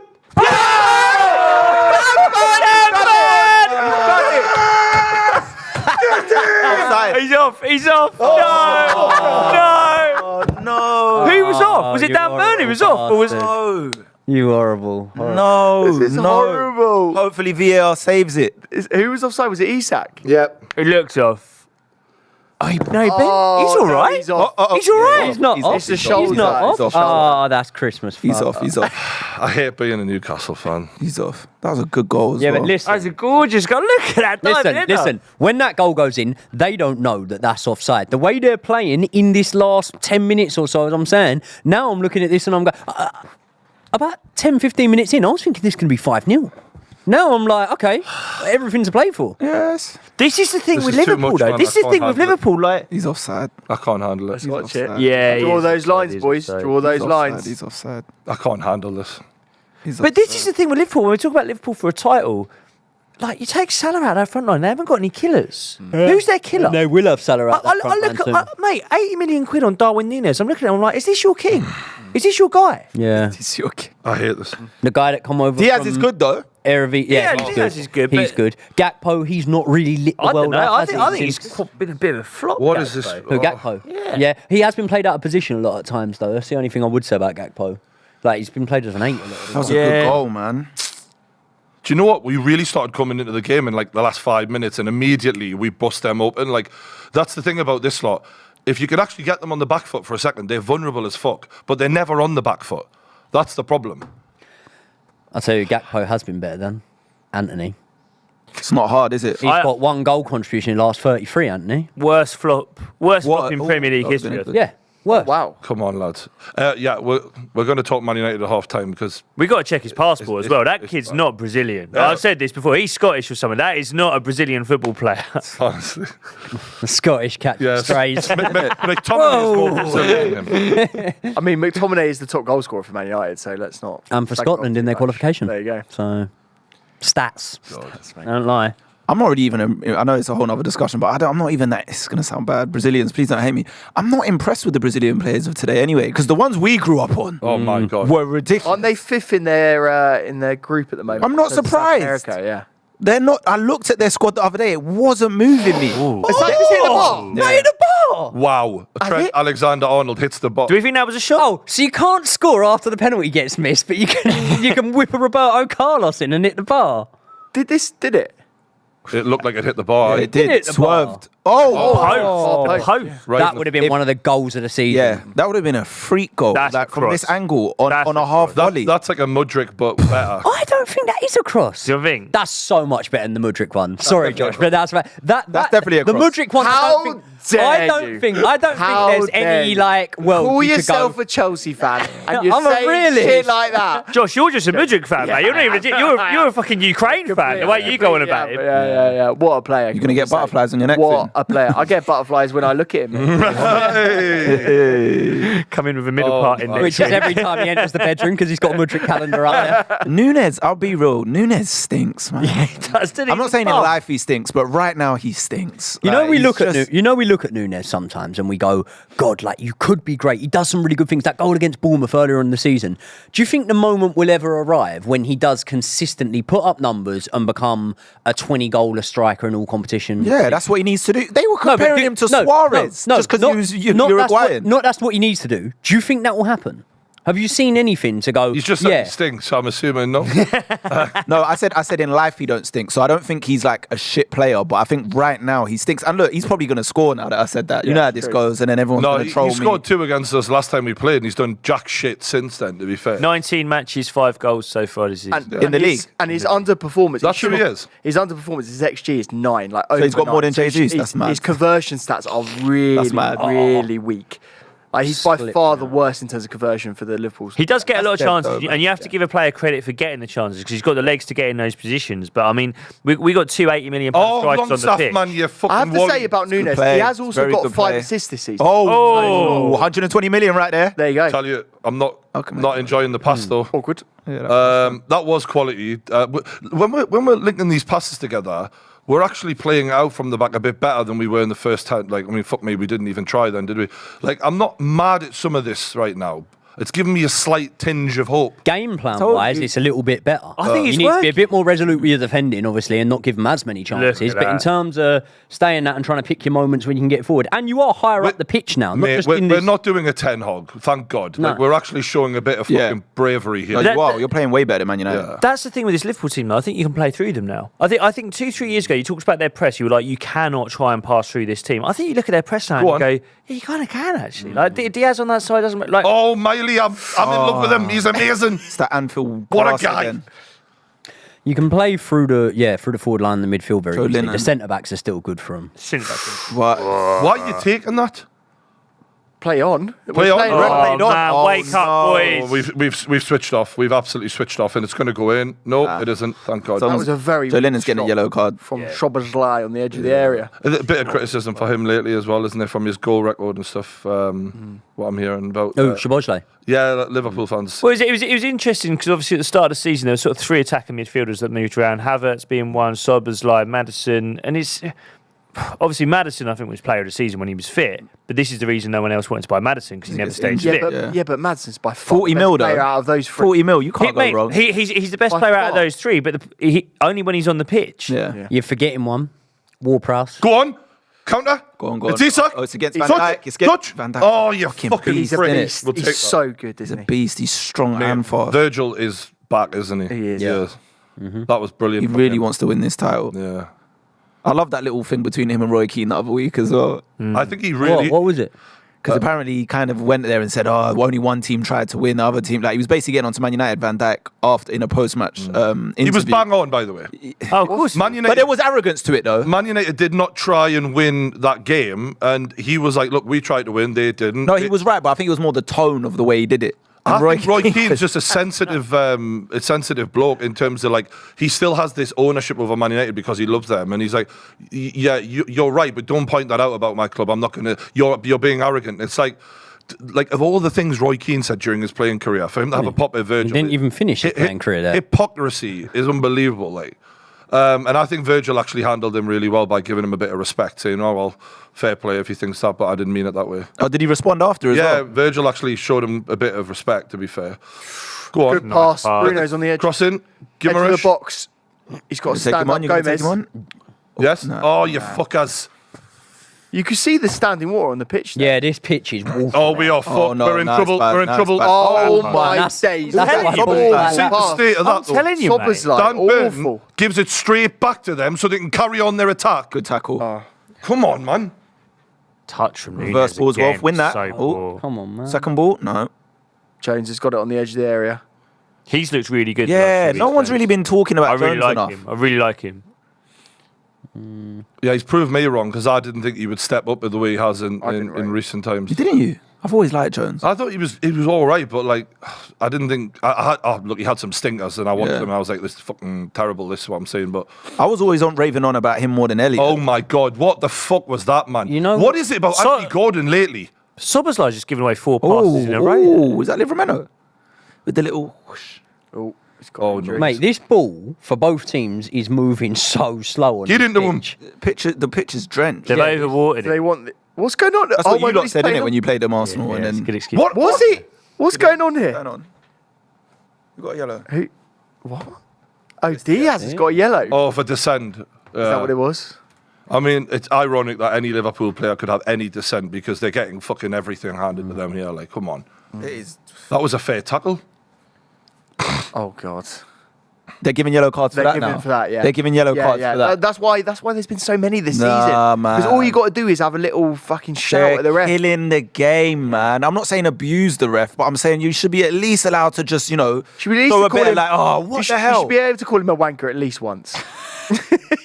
Every 10 We'll minutes. call it the wanker allowance. Bro, in the 2000s, the noughties and the 90s, bro, them referees were getting all kinds of... I'm not surprised they said suck your mum. Do you know what? Do you know what? Pre-season we had the ref cam. I really want to see the ref cam. I really do. Like, get that in the Premier League ASAP. I want to see who's slagging him off. They're basically saying now you can't show emotion. Go on. True. You know what? I think Isak's movement off this defence here is begging for someone to pick him out, and we're just not giving him what he deserves right now. Go on, lad. Nice. Uh-oh. This is a weird game to watch, though. Like, We I had every feel right. like- He hit the ball. He took the ball. Oh God. Go on, give him a yellow. Give him a yellow. Look, they're chatting shit. Give him a yellow. Everyone's going. He took the ball. Straight to Anthony He took the Taylor. fucking ball. His letters are coming. A yellow card. He took the fucking ball. You fucking prick. Let's have a look. Yes, ball taken. You fucking He won the ball, wally. man. He won the That ball. is He You won- fucking wally. he won the This is ball. a disgrace. He won the ball.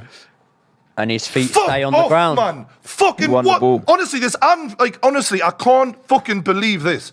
The amount of bullshit that It's goes. outrageous. Liverpool. Any Liverpool fan complains they're not getting the rub of the green. You're blind. You're getting... Klopp, shut your fucking hole, you fucking bitch. Why is he talking to the fourth official? You fucking bitch. He's a fucking cunt, him, like. Absolute prick. You're getting everything your own way and you're still complaining. I've never seen out like it. It would be hilarious if he was actually saying that he got the ball. Oh my God, man. Yeah. How's this kid been yellow carded and he took the ball, didn't even barely touch the bloke? Was he still... And Why? Klopp's wanted still him Are you off. going out now, mate? Klopp wanted him off. Did you want him off? Yeah. Honestly, Jurgen Klopp is he's got no fucking morals, has he, like? Doesn't give a shit, just win at any cost. Honestly. I've been impressed with Newcastle this half, I'll be honest. Mate. I think He's it's done like really an old well. woman carrying a fucking big, massive fucking roast fucking dinner under one arm, complaining he's got no bread to go with it. Yeah. Liverpool did not anticipate having a game like this today. They did not. I don't This think is- any of them Liverpool players thought we'd be going in at half-time 0-0 the way this game started. But the thing is, this happens in football. You know them where you start a game on fire for like 15, 20 minutes, you're peppering a You team have and to it hammer don't them, go man. in. You have to score, don't Yeah, need a then, killer. then This- it's like, look at the shot. 18 shots to one. 1 in favour of Liverpool. To be fair, we where's did their score and it was ruled off. Yeah. That's mad. Sorry, 18 shots to 2. Just to remember that two there. That's important for the ratio, thank you. This has been one of the most painful halves of football because there actually is hope.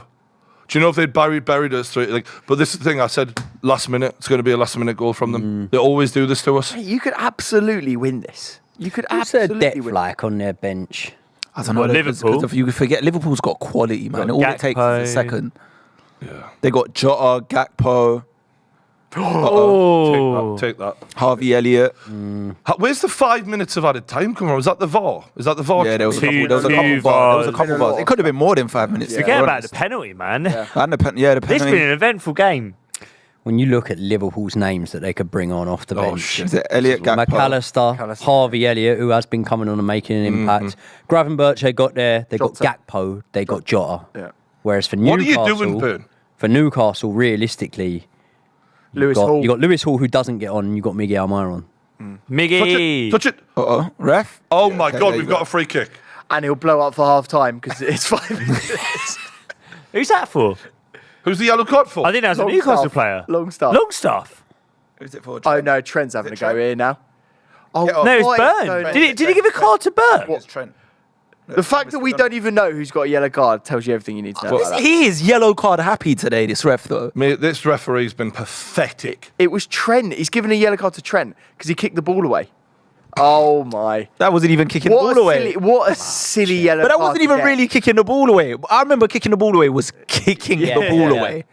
He knew what he was Flick doing. it up but and yeah. volley it Yeah, away. yeah. That's a yellow. Yeah. This is one They're of the. really cracking down. I've not had many games like this where within like 30 seconds you're like, oh, this ref can't handle this game. Do you know what I mean? It's like as soon as this game started, you like the ref. He can't handle any game though. He's a knob. Yeah. He had is a bad though. record He against is. Chelsea. He is. He's He's had a a knob, very bad mate. record. He's an absolute helmet. It's mad. Isn't he one of the most experienced refs, Yeah. apparently? He's as He's well? one of the Exactly. biggest knobhead Don't refs. you remember he was the one that Jose Mourinho went up to in a car park and said you're a fucking disgrace? Yeah. I Remember must that? admit, Jose's a I've always loved Jose. I love I've him. loved him. I was what a guy. Would you fight him on Misfits, this referee? Would you? He'd last a fucking round. You know when you've lost it at half time and you go, oh yeah, just called out Jurgen Klopp for a Misfits fight. It was an eventful first half. Okay. Wow. Okay, I think we've done well to get that to 0-0 at half time. But I still say last minute winners coming for them bastards. Right, Ten Hag lads. He's claiming Manchester United overperformed last season. That's the narrative he's now spinning in order to make it not as bad for the absolute shit show he's overseeing this season. Obviously, I've thought from day one that he's being exposed. Just a few stats we're now going to go through. Gary Neville at Valencia, 28 games played, 11 losses, 39 goals scored, 38 goals conceded. Ten Hag this season, same amount of games, 28. 14 losses, that's 3 more. 37 goals scored, that's less, 2 less. 45 goals conceded, which is 7 more. Man United have never had fewer points, nor goals scored at this stage of the season ever. It's the worst of any Manchester United manager post-Ferguson. They've lost 9 games before January. They're out of the Champions League, bottom of the group, including Copenhagen and Galatasaray. Forest just beat them 2-1, and he's been heavily criticised for a substitution where he brought off Mayno, who was having a pretty solid game, brought on McTominay. And going further into it, Bruno Fernandes, his form is dropping massively, along with Rashford. Those are the 2 players who digged them out most last season. Bruno has 3 assists and has lost the ball 680 times in 19 Premier League games this season, the most out of any player in the Premier League. In his transfer decisions, he's sold Ronaldo, who had 21 goals and assists in his last season at Manchester United in 30 games, brought in Wout Weghorst, 17 games, 1 assist, no goals. Højlund, 15 Premier League games, 1 goal. Anthony now is being exposed. I think we're all agreeing that he's an absolute flop. One of the things that's even more staggering, aside from banning Sancho, is selling Elanga, who currently has 10 goals and assists in 20 games. Anthony, on the other hand, 16 games, no goals and assists in the Premier League. So what we're making of this season generally. What are you saying, lads? What are you thinking of? The first thing I think is, did he really overperform that much last season? Like, they lost 3 less games than they did the season before. They finished in a top 4 that had, like, no offence, but Newcastle in it that weren't supposed to be nowhere near that. It didn't feature Liverpool. It didn't feature Chelsea. It didn't feature Tottenham, that top 4. It was one of the most amounts of money they'd spent in a summer as well. Yeah. I don't know if they did massively overperform. The points tally that got them in the top 4 isn't a points tally that definitively every season gets you in the top 4. It looks good because they had the cup win and whatnot. But actually, if you're going about overperforming, like the conversation when we talk about Ten Hag, I don't even really care about Man United. I care about your management, and you've just read it all out there to see.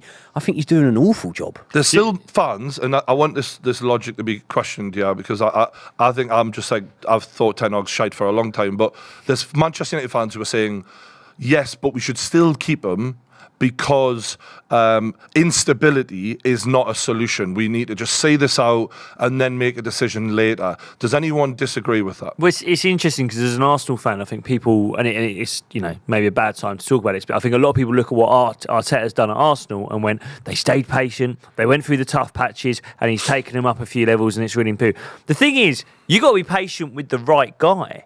You can't just be patient with anyone. You have to see signs that something's happening. Arteta has saved so many shit managers their job because of what he did. Because everyone goes about every manager. Process. Look at what happened with Arteta. Yeah, but look at what happened with loads of other managers that didn't then come good. And it's like, just wasted loads of time here. But I don't see Ten Hag coming good at Man United. I really think he's rubbish. It's not just that they're wasting time with Ten Hag. They're wasting so much talent. Do you know what I mean? Like the amount of talent there, like the play, like. Well, we've never seen Rashford or Bruno Fernandes ever have a worse season than this. So if your job as a manager is to get the best out of players, he's literally getting the worst they've ever done out of them. Sancho, and yet, like proper pundits are claiming that that's fine.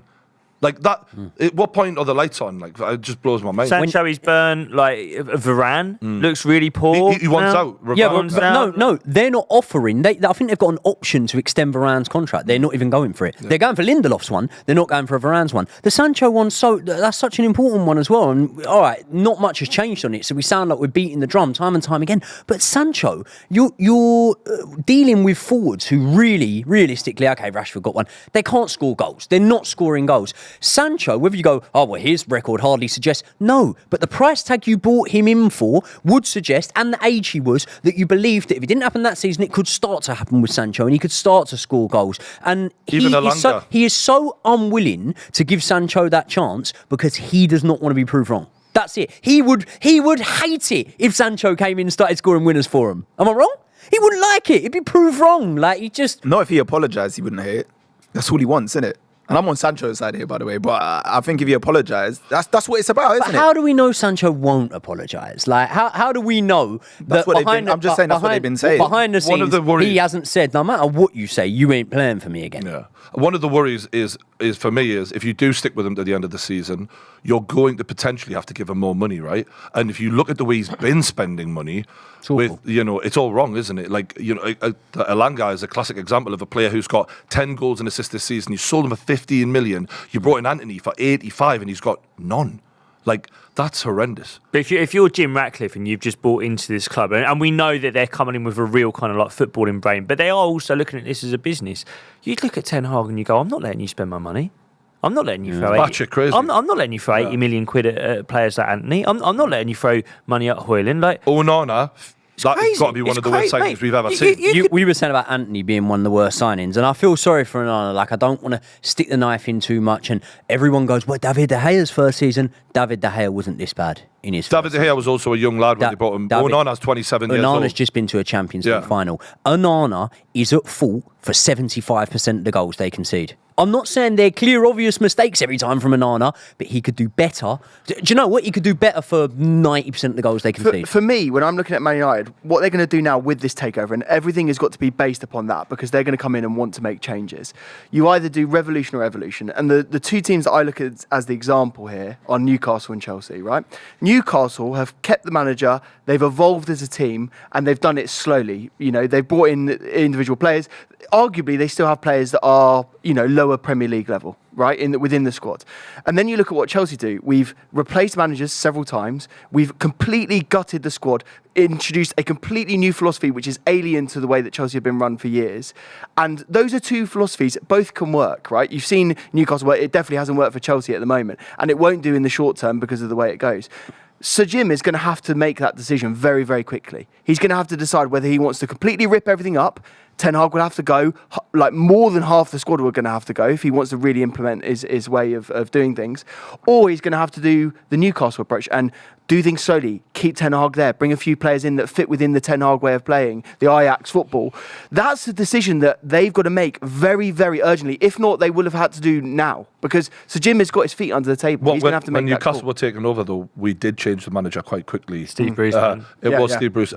But yes, aside from that, I agree with everything you're saying. Like, if they do bring it, I think Sir Jim is, from what I understand, a lifelong Manchester United fan. Yeah. Which means tried to buy Chelsea. Business is business. You've watched Sir Alex Ferguson football. You know what wide players bombing on, risk-taking football is. You understand where Manchester United's roots are. Surely you want a manager who is going to play a similar style of football to that. And ironically, Ten Hag was brought in to be more like a Pep style of football, and yet it's a lot more like Ollie football, but worse. But it's not. This is the thing, though. You mentioned like an Ajax style of football, Josh. I can't see it. I can't see it either. I don't think he's implemented it now. I didn't even see it last season. No. They were doing well last season, by all accounts. They overachieved. What was their style last season? Counter-attack. Yeah, they were playing on the counter. They're a counter team. And what did that fall in line with? Massive uplifts in form from Marcus Rashford, Bruno Fernandes. They had players in form. Casemiro, they had players in form last season. I think it's also just the fact that, like, in your first season, all right, there's always pressure with the Man United job, but I think in your first season, we always label it as like transitional season, or not a free hit, but you know what I mean? It's a transitional season, not as much pressure. When you finish in the top four like that, and then you spend the amount of money he's spent, second season, we want serious results now. Like, we want to see you push on. They've gone backwards. The biggest alarming thing for me is when I look at those players play on the field, it doesn't look like they're playing for their manager. No way. And I know, and this is what's hilarious, because I think rival fans laugh at it because they did that against Villa. They were 2-0 down, they went in the changing room, came out and did it. So then you start going, wait, are they playing for him? But all their results across the season, to me, tells you they're not playing for this manager. Like, if I was a player, he wouldn't motivate me. He had, like you've always said, he has no charisma. Mm-hmm. There's nothing about him. When he talks in interviews, you're almost falling asleep. Like, how is he supposed to Did you watch the Forest game, lads? Yeah. What did you make of that specifically? Because that for me was a bit of a rock bottom moment for the club. They got bodied. Yeah. Morgan Gibbs-White, all of them, they completely... Did you hear the speech from Gibbs-White? 'Cause I really like this kid, by the way. I think he's got a lot of talent, and he had a great game against Newcastle, unfortunately. And he's like, look at them, they don't want it. And it's like, you're fucking right, mate. You can smell fear in this. And if you're a Man United fan and you hear the opposition players saying that, and you see your players going out like scared kids, for me, that is the immediate eject button. Like, I understand that, like, oh, we don't want instability. Bro, Nottingham Forest players are calling you lot pussies. What do you think is stability about that, you fucking morons? Are you watching? Like, that's what I don't get. But look at what Forest did. They've just changed managers. They've just got rid of a really popular manager, by the way. A lot of people really like Steve Klopp. And now their players look properly motivated. They ran Manchester United off the pitch. But we know this. Like, we've known this for months, that this dressing room don't like that manager. I think the question, though, is purely from the Man United fans, is do they stick or twist in? When? Okay, so let's suggest that they are going to move on from him. What manager do you think would be the best option for Man United? Only because he played for Liverpool, it might be an issue there. But for me, it would be Xabi Alonso. When I see what he's doing at Leverkusen right now, and everyone's going to say Bundesliga tax, all of this, but I've been, obviously Kane's gone to Bayern Munich, so I've been watching a lot of Bundesliga this season. They are playing ball, Leverkusen, like serious ball. Like it's looking like a problem for Bayern Munich at the moment. They're going to have to pray they fall off. But Xabi Alonso, because we were linked with him before we got Xabi Alonso, and some people were like, oh, he ain't done enough. Well, we've seen what he's doing this season so far with Leverkusen. But obviously, I know there's that Liverpool link, and they might think he might be the natural successor to Klopp. So I don't know. Can I ask a question, though? If you're Xabi Alonso, I get Man United are the biggest club in the world and whatnot. If you're Xabi Alonso, if it happens, let's say in the next 5 games, do you leave a Leverkusen side that could potentially make something historic by being the first team in God knows how long to break that Bundesliga threshold? But even in the summer, I mean, I was going to say this as well, Joe. Like, even in the summer, if I was, and let's have it right, Xabi Alonso, he's one of the most exciting young coaches in Europe. In terms of what he's doing in the Bundesliga right now. Barcelona don't like Xavi anymore. They'll be looking at Xabi Alonso and they'll be talking about a Real Madrid link. Real Madrid will be like, everyone is going to be looking at Xabi Alonso right now. Why would he go? Because they're Man United. Because they're Man. I don't know. Like, at some point, if you're Xabi Alonso, you go, well, Ten Hag was pretty exciting before he went to Man United. A lot of people like Ten Hag. Mourinho was in a really good place before he went to Manchester United. There are a lot of coaches that have gone to Manchester United and don't look so good anymore. If I was Xabi Alonso's agent, I'd be like, I don't know, mate. Yeah, but you know what it is as well, though? You got to remember, like you said, Jim Radcliffe's there now. That's exciting. Not exciting, but if you're a manager... That's very exciting. If you're at Leverkusen right now and you're Xabi Alonso and Man United come to you and say, we want you to be the guy now. Jim Radcliffe, the investment, the things we have in place, we want you to lead the revival of Man United. You said it to him like that. The money that you're going to receive, because managers like good paychecks as well. Let's be clear. The money he's going to receive compared to what he's getting at Leverkusen, if he could bring, and then even, like I said, he's a Liverpool man, Klopp ain't going nowhere, it seems, right now. Klopp is staying. Imagine you now battling already with Pep and Klopp, like what Arteta did. Arteta got the call, and he went there, and he had no experience as a manager. Xabi Alonso could look at that, and that would be, even though Man United are in the mud right now, that's tempting. There's differences and similarities with Arteta. The main difference with Arteta is Arteta was an Arsenal captain, and he loved Arsenal. And that was one thing where I think you look at that Arsenal job, again, I think you could have looked at that Arsenal job and gone, don't fucking go there, Mikel. The state we were in. We were a mess. And there was a lot of big questions being asked of our ownership. I think the thing with Mikel that you have to really respect Mikel Arteta for, he manages upwards. It's not just he manages the dressing room, he manages the owners. He gets things out of our owners that no other coach, even Wenger, couldn't get out of these owners. Alonso's coming in with a bit more cachet, though, right? He's coming in with a bit more clout because of what he's actually... Arteta hadn't actually achieved anything as a manager. No, he hasn't. But he did have the connection with the club, and I think that's one thing that Arsenal's ownership have shown is they really care about the connection with the fans and the club. I don't know, if I was Alonso, there'd be a part of me going, maybe let someone else go through the door with Radcliffe first. He's got a good reputation, Jim Radcliffe. You don't know what this is going to look like. We're talking about Dan Ashworth, exciting. But as you've said yourself, Brian, how good is I'm not blown away by Ashworth. How good is the technical director who wants to move that? I get that, but imagine, like I said, the summer's come. Say you're at Leverkusen. Say you miraculously guide them this season to the Bundesliga title. And then Man United come in for you and they go, 20 million a season contract here. We want you to revive the team, take on Klopp and Pep.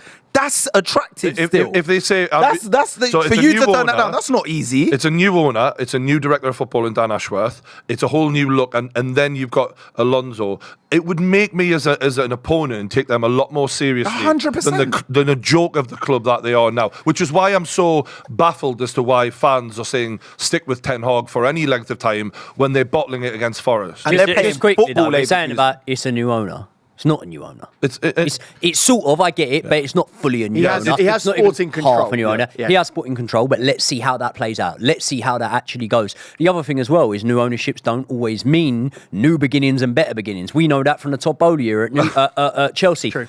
As well, like you look at the bookies odds at the moment, and the guys we're talking about aren't even like really in the runnings. Like they're over like 25. Who's the top 5? Graham Potter. Yeah. I don't think that's a stupid shout. I don't think it is. As a rival fan, I'm not scared in the way I would be with Xabi Alonso. The second favourite will probably surprise you. Julian Lopetegui, Okay. Ruben Amorim, Zidane, and De Zerbi. Graham Potter is like sort of odds-on favourite for it. Lopetegui's a 4-1, and then the rest of them, Amorim, Zidane, De Zerbi, they're all like 14-1. I'm surprised De Zerbi isn't higher than Potter personally. When Chelsea were looking for a new manager, and we had a much worse season last season than Man United, we're having a worse season than them this season. At least we obviously had Pochettino, Nagelsmann in there that were looking at it. Thingy before he took the job at Barcelona, Enrique was looking at it. So it's not Barcelona. I think De Zerbi would be an interesting choice for them. Would you not worry he's dropped off a bit this season? Yeah, absolutely. But right now, like I feel like Zidane wouldn't touch them with a barge pole. So you've got to be realistic and go, all right, where like realistically, Alonso he has got options right now. And Man United do look like a mental club, and I think you're going to need a bit like when Chelsea got Potter in. Like you're now not the club that you once were. So you have to figure out like who's actually going to come. Because a lot of Zidane ain't going to look. I really don't think that Potter can handle the Man United job. Nah. Agreed. But you do.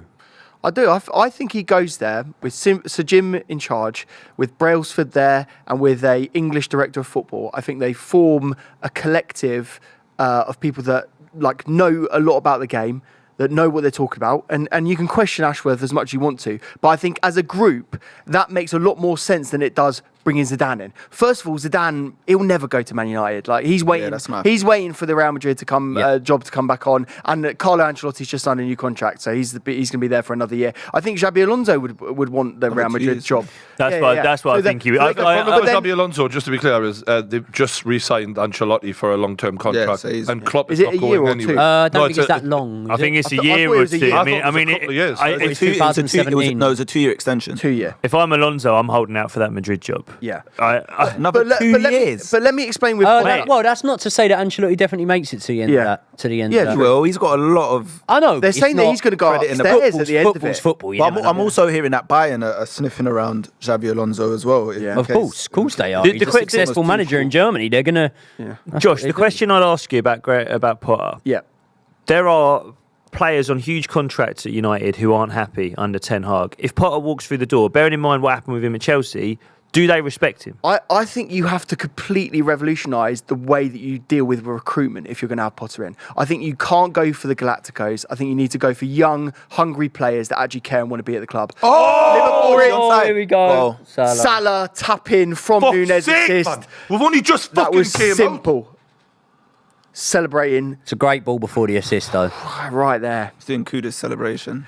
I mean, it was straight after half-time. It's a really bad time to concede for Newcastle as well. And I don't see this being offside, boys, do you? Nah. That's the most composed thing that Nunez has done in this 90 minutes. Yeah. Yeah. I don't know. Do you know what? Yeah. The only just back to Potter because I know the goal's gone in.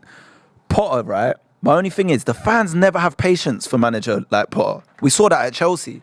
They look at him, and as soon as results start going a bit awry, they turn on managers like Potter Where's because they Dan don't think he has the Burn? club. What are you doing, Dan? He's well onside here. He's onside. Absolute fucking imbecile. He's just got You're past supposed now. to be a left back, you fucking prick. Play a left back. I'm sick of his shit this season, like. The big dopey fucker. We kind of hammered Nunez. We hammered Nunez in that first half, mate. He's the one who receives the ball back to goal to start the move. He's the one that provides the assist. Yeah, but can I just say something? An informed striker takes a shot there, by the way. He made the right decision, I'm just saying. But I mean, maybe not when you've got Salah waiting to just tap it. Bobby Firmino's there watching on. is it? Look at that. Honestly, When he's I- Saudi break, and right? Fabinho. Get us the fuck out of Liverpool. I am sick of playing clubs in Liverpool. Everton and Liverpool both batter us. Sick of it, man. I need to see the angle again. You don't think that shot was on in that angle?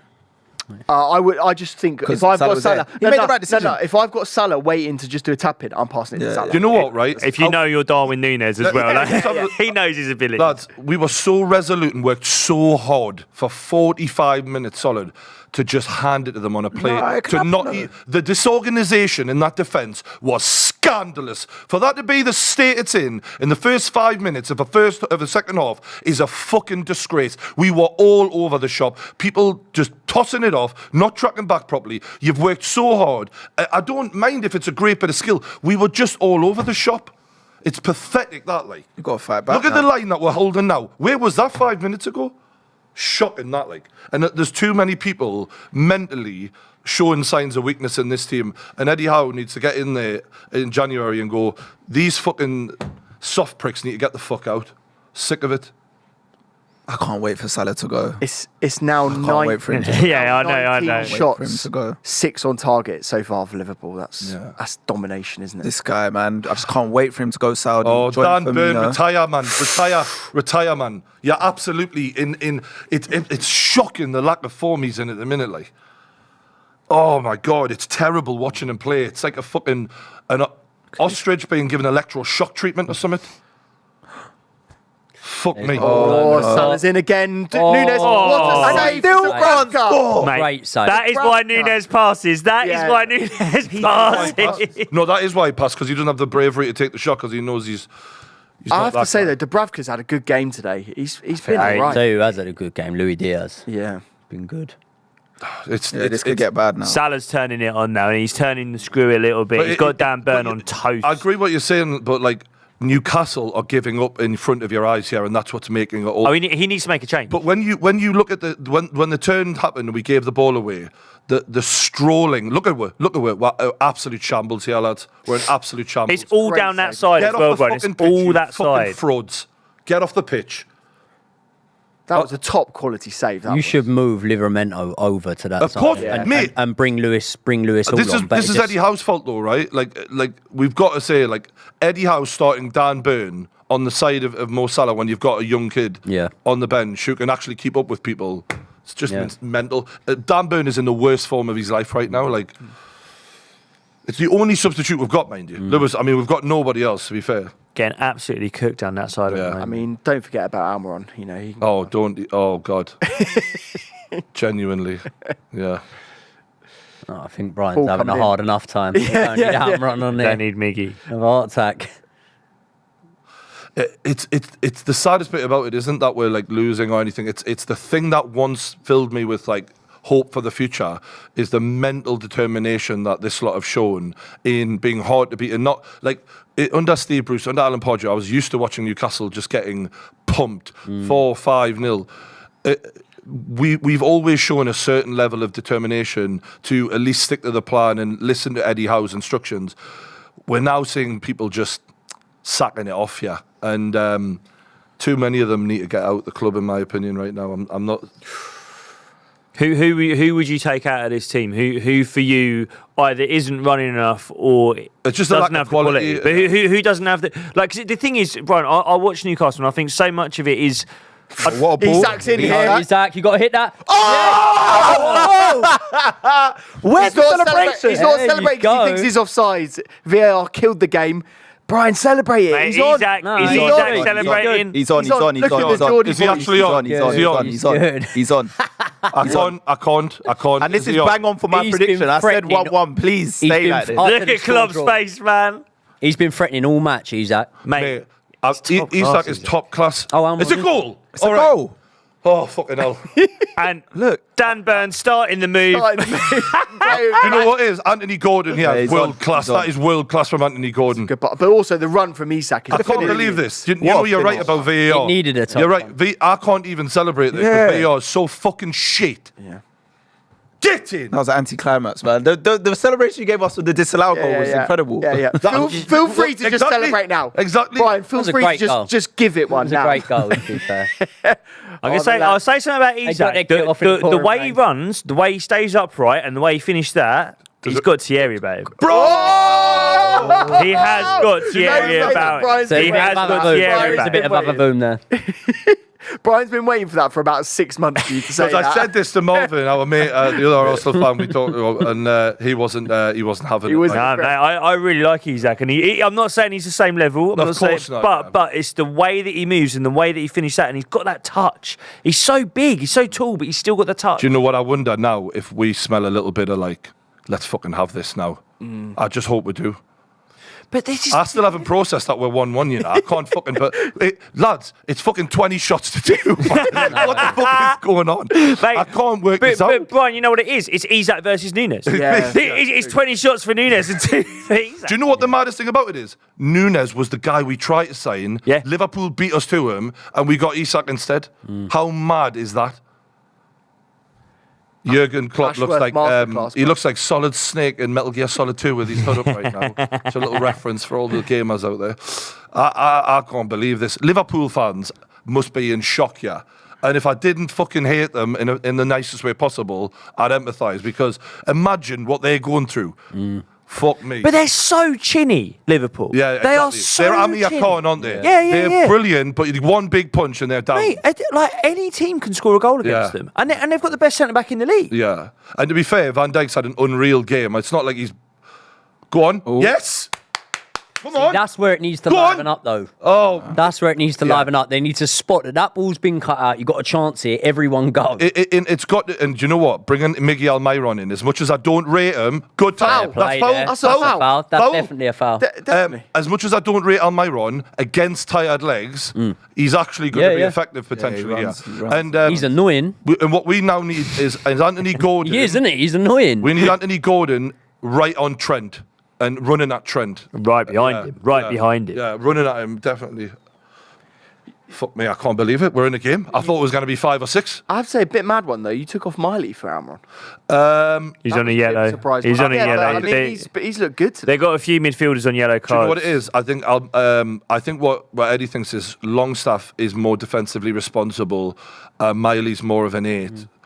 And he just trusts his position in Longstaff. Cross in, terrible. And although he's on a yellow card at 17 years old, if you've got one on a yellow, you know this game's going with 11. You don't want to go down to 10. You don't want to risk it. Well, this is it. When you play football, you do that thing. You sort of spot the dope. Who can you pick on? Who can you target? If you've got a 17-year-old on a yellow card at Anfield, that's who you're picking. Exactly right. Yeah. I used to get picked. And I've noticed people bully. They try and bully Miley, even though he's a big lad like this. He's not quite the fully developed man yet. So let's push him around and. Cross in, Trent. Unbelievable header from Liverpool. Mate, Livramento is one of the best defenders in the fucking league. That's funny, that spot the dope, because I remember playing like Sunday League football. That's what you do, isn't it? You know, before the match had even begun, you'd look at one bloke, he looks like he'd been dragged out of bush, and you'd be like, we're going to get him. It's him. They wind him right up. I remember playing once, it was cold, but not that cold. I remember there was a fullback who was wearing tracksuit bottoms rather than shorts, and it was like... We'll have him. We're on toast today, geez. We're playing 2 wingers on that side today. We're going for it. Klopp's still complaining. Can I just shock you? Klopp's complaining to the referee. Fuck me, man. Have a day off, lad. Jesus. I'd love to see what the refs write in their little WhatsApp group chats about Klopp. Mike Dean is a commentator today, by the way. Mike Dean, he's another one for an absolute wanker. Such a glory hunter. But it's everything that's wrong with the game. Yeah. We shouldn't be talking about referees. We shouldn't be listening to referees. We've got the best league in the world, the best managers in the world, and it's about refereeing decisions. Can we talk about Conor Gallagher, lads? He's heavily linked with a move away from Chelsea, despite being arguably one of the 3 best Chelsea players this season. No, the best. Yeah, him or Palmer? No, Palmer's been very good. Him or Palmer. Second best. What are you making of that, lads? It's mental. Oh, get away. Absolutely mental. And this is the thing, like, Josh, you keep saying this to me. It's like, this is the price we're going to have to pay if we want Osimhen. I guarantee you now, we get rid of Conor Gallagher and we still won't get Osimhen. If we get rid of Conor Gallagher, right, bearing in mind, we've had injury problems, and it's not like, I'm not saying they haven't had them in the past, but Man United, they got injury problems at the moment, but it's not a massively consistent theme going back 5 years. For Chelsea, it is. Every single year for the last, since we won the Champions League, we've been ravished by injuries, right? At the moment, if you lose Conor Gallagher out of this team, answer me the question, does he need replacing?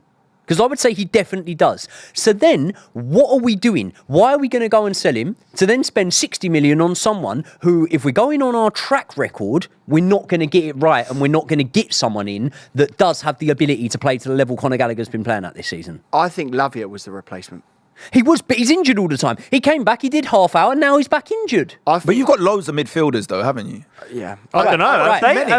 Right. We've got Caicedo, Enzo, Lavia. Now, I'm sure they thought that would have been our three. But so far this season, Caicedo's the only one that hasn't really had his injury. He's missed a couple of games, but Enzo's had injury problems and missed stints, and Lavia's been out for the whole season, came back, did half hour, went out injured again. Ugochukwu, he's a backup midfielder. He's been injured for more than half of the season so far. So then when you look at it, okay, we got guys that are out on loan and whatnot, but also we can't then take away the emphasis on how important it is when you've got a club in transition, like Chelsea at the minute, right? What I think you're best served doing is clinging on to every single part of that club that was there before the Bowley ownership, because they knew the successful times. They knew how Chelsea was supposed to be run and was run, and they know what the fans expect, and they've grown up around Cobham. Conor Gallagher is such a pivotal part to that, because at the moment, Reece James is injured. He's not in the team. So we've got no identity in that team, as in homegrown players that can really, show what this Chelsea side need to be trying to get back to. And Conor Gallagher's the one. And it's not just that, it's on his performances. 35 million for him is absolutely fucking mental. The difference between the way that we see things as Chelsea fans and the way that Todd Bowley looks at Cobham and the academy is this. He looks at that and goes, dollar signs. We look at it and go, that's the heart of our club. And that is as simple as that. He looks at that and thinks that is the best way I can do the most dirty accounting practices possible to get cash in as quickly as I possibly can to then fund the business that I want to do, because I want to do some wheeler dealing. I want to do some, fun deals. I want to get 17-year-olds from Brazil. Okay, so mate, fair play, right? It's not that I like it, but if you look at it as dollar signs, right, is Conor Gallagher just £35 million worth of dollar signs? No, definitely not. Someone offered him 45 million for him in the summer. And they're saying now 35 million, something like that. We've just sold Mason Mount for 56 million, whatever it was. And I saw 40 million. Actually, I looked at the Mason Mount one. It's actually a good bit of business. I looked at the Mason Mount one and before a ball was kicked from Mason Mount, and I looked at that and I went, do you know what? For that sort of money, if he wanted to go, whatever. If we sell Conor Gallagher for 35 million, man, I can't be the only one that thinks this. It's mental. There's also something else that seems mental about this to me. Who you're selling him to? Your rivals. Like, is it Spurs who's heavily linked with them? Like, the last thing you want to do. They're not going to sell him to us. No. Do you know what? I think it is, and I think this is a sign of the way that the Premier League is going to go now. What do you think? You think what is? What? This is the way that it's going to go. I think he will go to Spurs. I think this is the way that it's going to go. The reason why is, look at what Man City did. They sold their best academy product to a Premier League rival. They might not see us as a title challenging rival, but it's still in the Premier League. Cole Palmer, they let him go to us. We're looking at the academy now and we're going, right, well, we can't offload them to the Bundesliga. We can't offload them to Serie A because they won't be able to pay the wages. They won't be able to pay the fees that we're looking at. So we're going to have to do trading within the Premier League. That's the way that the Premier League is going to go now. And that won't just be a Chelsea thing. That will be... Nunez. It will be a City thing. It will have to be a Man United thing, an Arsenal thing. That's the only way it's going to go now. It already is. If it's that's what I was just about to say. But that's what I was just about to say. In like response to what you said, Brian. Why does the buck have to stop at us? They sold them Havertz. They sold Mount to Man United. They always sell players to Arsenal. We never get players. Can I just say, by the way, that's you a huge chance. To anyone. That is a huge chance. To other Premier League rivals. You can think of like Berbatov or whatever, but we wanted Modric for years. You wouldn't sell. Can we just confirm though that you're talking about players selling, people selling players between teams? Yeah, that has happened before.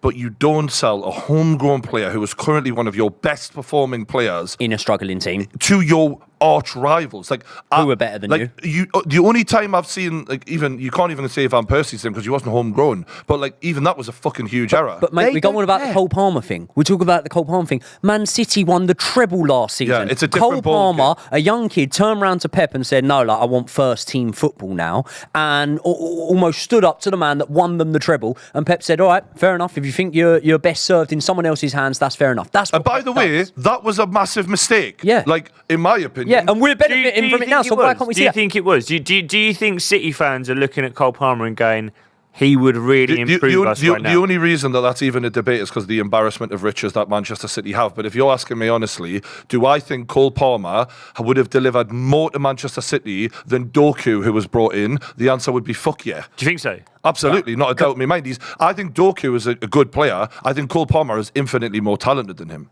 Can I ask a question? Chelsea get rid of Conor Gallagher in January. What is our midfield three then? It's a double pivot with a 10. Like you want who's or Cole Palmer or Carney or any of those. In fact, a lot of the Chelsea players and the people that are leaking information out are saying that they fancy Carney more than they fancy Conor Gallagher. You were saying earlier, Joey, that you think the midfield three would be Lavia, Caicedo, Enzo. I think those are the three that you choose from in your double pivots. Like Poch plays with a double pivot and he wants a very attacking, mobile, aggressive presser in the number 10 position. That's what he wants, right? So, Conor Gallagher has been doing that role absolutely adequately, but we've got a lot of other players in the squad, let alone Santos coming in, let alone Caicedo on loan as well. Like I've seen a great stat about Conor Gallagher though, I'm not necessarily his biggest fan, but I rated him this season, and it's how well-rounded he is. He's the only player, and I can't remember the exact stat of 20 challenges in the box, 28 attempts at goal, 20 assists, 20 good through balls. It was a load of different stats that show he's arguably the most well-rounded midfielder in the Premier League. That's what I was going to say though. He's like a handyman, so I don't think he's exceptional at any one thing. Agreed. But he can do everything. He just does a little bit of everything very well, and unfortunately, that's what we need right now. We need that. Yeah, but not just you, Newcastle, and this is what Arsenal. This is what breaks my heart about it, right? You'll remember this conversation we had in the summer. You said to me, it's such a shame about Mount because I know he'll go there and be brilliant. And I went, I don't think he will. I can tell you now, wherever Conor Gallagher goes, he'll be so important for the team he goes to. He'll be a first-team starter for him. He'll do so well. Never first-team starter. Never injured. Plays every game. I think he'd be a first-team starter for Spurs. I don't think so. I think we're getting him as a squad player to rotate. Personally. It's a lot of money though, isn't it? 40 million plus for that. I don't know, man. Nowadays, first-team starter for Newcastle. Nowadays, 40 million quid for an England international, 22, 23 years old. We paid 40 for Maddison, and everyone said it was flipping cheap, mate. And he can come in. He stays fit. He can play all across the midfield. I tell you what, there's a lot of teams who've been playing over the last week or two who would have started Gallagher because of injuries. We're talking about every team is decimated with injuries right now. Brian, looking at this game right now, Gallagher starts instead of Longstaff. Yeah. Go on. But the thing is, and I know I'm talking about, we actually need it because Basuma and Salah have gone now. They're gone. So the players you need him now. You need him now. Højbjerg, who's linked to a move. We don't even play him much. Skip. We need Conor Gallagher. So whatever it takes to get that over the line, we need to pull out that Harry Kane money and get him in. But I just don't think Chelsea want to sell to us. The thing is, right, it's look, Joey and I are both on the same plane here. I do not want Conor Gallagher to go at all. I think he's the heart of our club. But the fact of the matter is, It wasn't in May. Finish your sentence. No. The fact of the matter is what? The fact of the matter is that you've got to take the emotion and the passion out of the way that we look at our club and go, what are the boards and the owners going to do? They don't give a fuck about the academy. They couldn't care less about the players or where they come from. All they care about is making money to be able. But should they not care about the fans? No, should they not rightly see? If they didn't care, I know it wasn't these owners, but if owners didn't care about the fans, the Super League wouldn't have been cancelled. Do they not say, mate, this is a big thing amongst the Chelsea fan base? Mate, Mount was a big thing. No, it wasn't. Not as big as this, Josh. This is bigger. This why? How is Mount any different? How is Mount? Because Mount didn't want to stay. Mount didn't. I'm not even a Chelsea fan. Mount didn't want to stay, and Mount wasn't pulling up trees just before he left. Mount wasn't even getting in the team. Mount wasn't performing as one of the ones. And Mount, it was very clear from people around the player that Mount didn't want to stay. Mount's at the Grand Prix or whatever it is, smirking when he's being asked about whether he's going to Man United. Conor Gallagher is pulling up his sleeves and getting the business done for Chelsea when we need him. Brian, Dubravka's made some huge saves today. So I want to stay on this conversation, but he's made some huge saves. Mate, I take it back. Dubravka's having an unbelievable game. But, don't get me wrong, I still have questions about the way he controls the defence. But shot stopping, he's been fan-fucking-tastic. And to be fair, we have been kind of lucky at the fact of Nunes is shite. Now, but you know what? Things do change in football. I think, look, when you sign Lavia, Caicedo, all of these players, I don't think he was in the long-term plan of Chelsea. No, you're right. He wasn't in the long-term plan. In summer, they wanted to get rid of him. He wasn't in the long-term plan. Should he be now, though? Yes. He wasn't. He wasn't. I don't know. He wasn't in the long-term plan. But things changed. When Harry Kane was getting sent out on loan left, right and centre, he wasn't in the long-term plan of Tottenham. But that was early in the career. I get what you're saying, but my only thing is, once all those players do become fit again, all of those players, Lavia, Caicedo, Enzo Fernandez starts getting to where once they're there and they're clicking, you lot might be looking back saying, don't need him. We might be. But don't need him. It's the new era now. We might be, but what do we want to gamble on? Do we want to gamble on what could happen, which as a Chelsea fan, we've been conditioned the last 2 years of thinking, but when it comes good, it's not fucking coming good. So then we've got to go at the minute, who is performing? Who can we rely on? Who week in, week out is the one person, then we're watching, I'm going to games, I'm watching it all the time. Who week in, week out is the one person that I go, do you know what, I can really rely on you. But That's him. Is it full more class with him? I think he's class. Okay. Do we not? I mean, Josh, your attitude is obscure because I understand you're explaining the logic behind what. Yeah, I'm not saying I want that. I'm not saying I agree. You don't seem as outraged by it, and maybe that's because you're expecting it, right? To sell one of your best players to your rivals, to me, is the opposite of good business. And since Todd Bowley came in, there's been a lot of questionable things happened.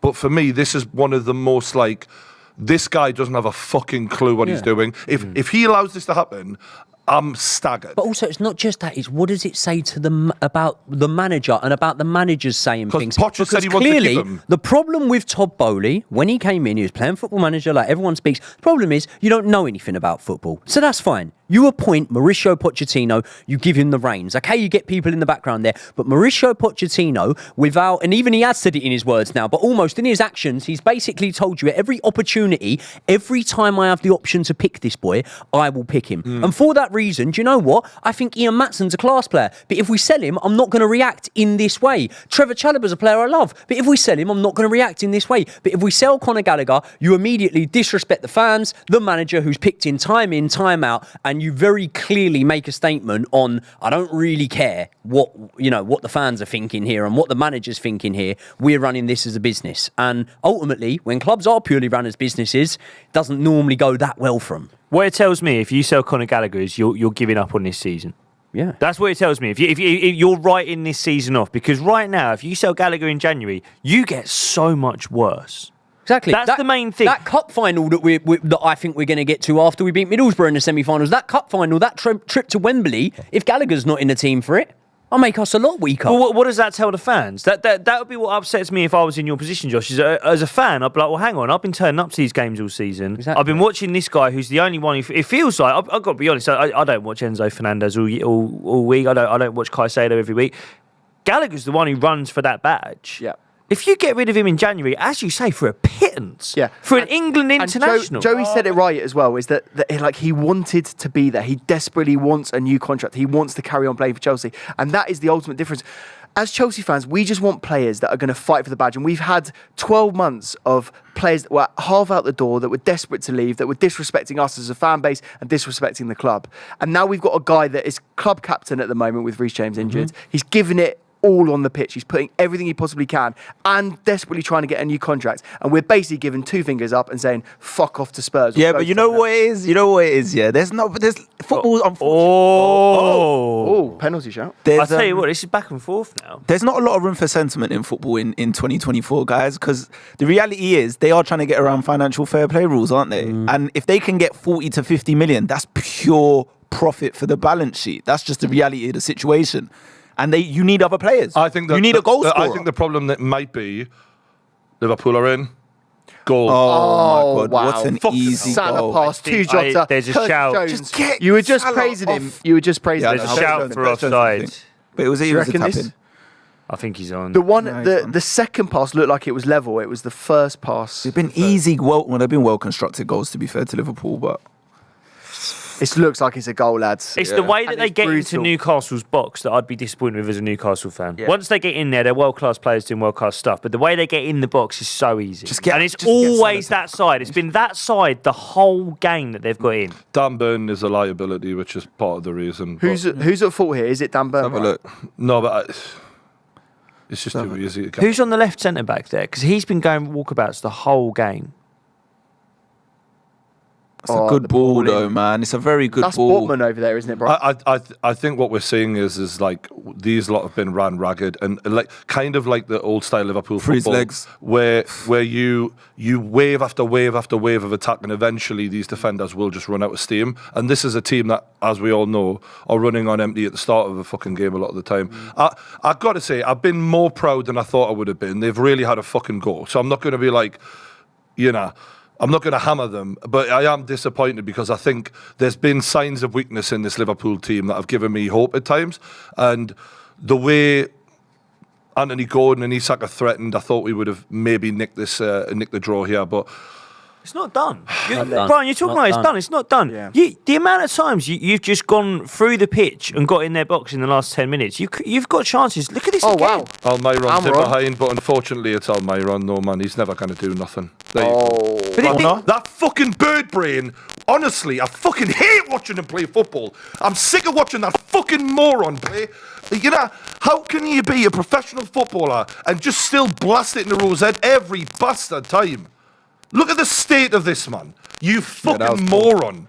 Honestly, if he had a brain, he'd be dangerous. But they're going to get that time and again. This is Liverpool. We're not talking about a Chelsea Mourinho team who are going to just sit back and park the bus. Like, there's going to be space to attack. If Newcastle keep going for this team, they're going to get in the box. We have to now. You just need to show Liverpool composure. to lose another game, man. I need this one game loss all season is pissing me off now. They need to lose another game. The last thing I want to say on Gallagher is I do think that it's a decision that's been made at the start of the season, and that's why it looks so mental to happen now. But for them to be in this situation shows, like, I just think the more we see Todd Bowley make decisions, the more questionable it becomes of, like, this guy's a moron.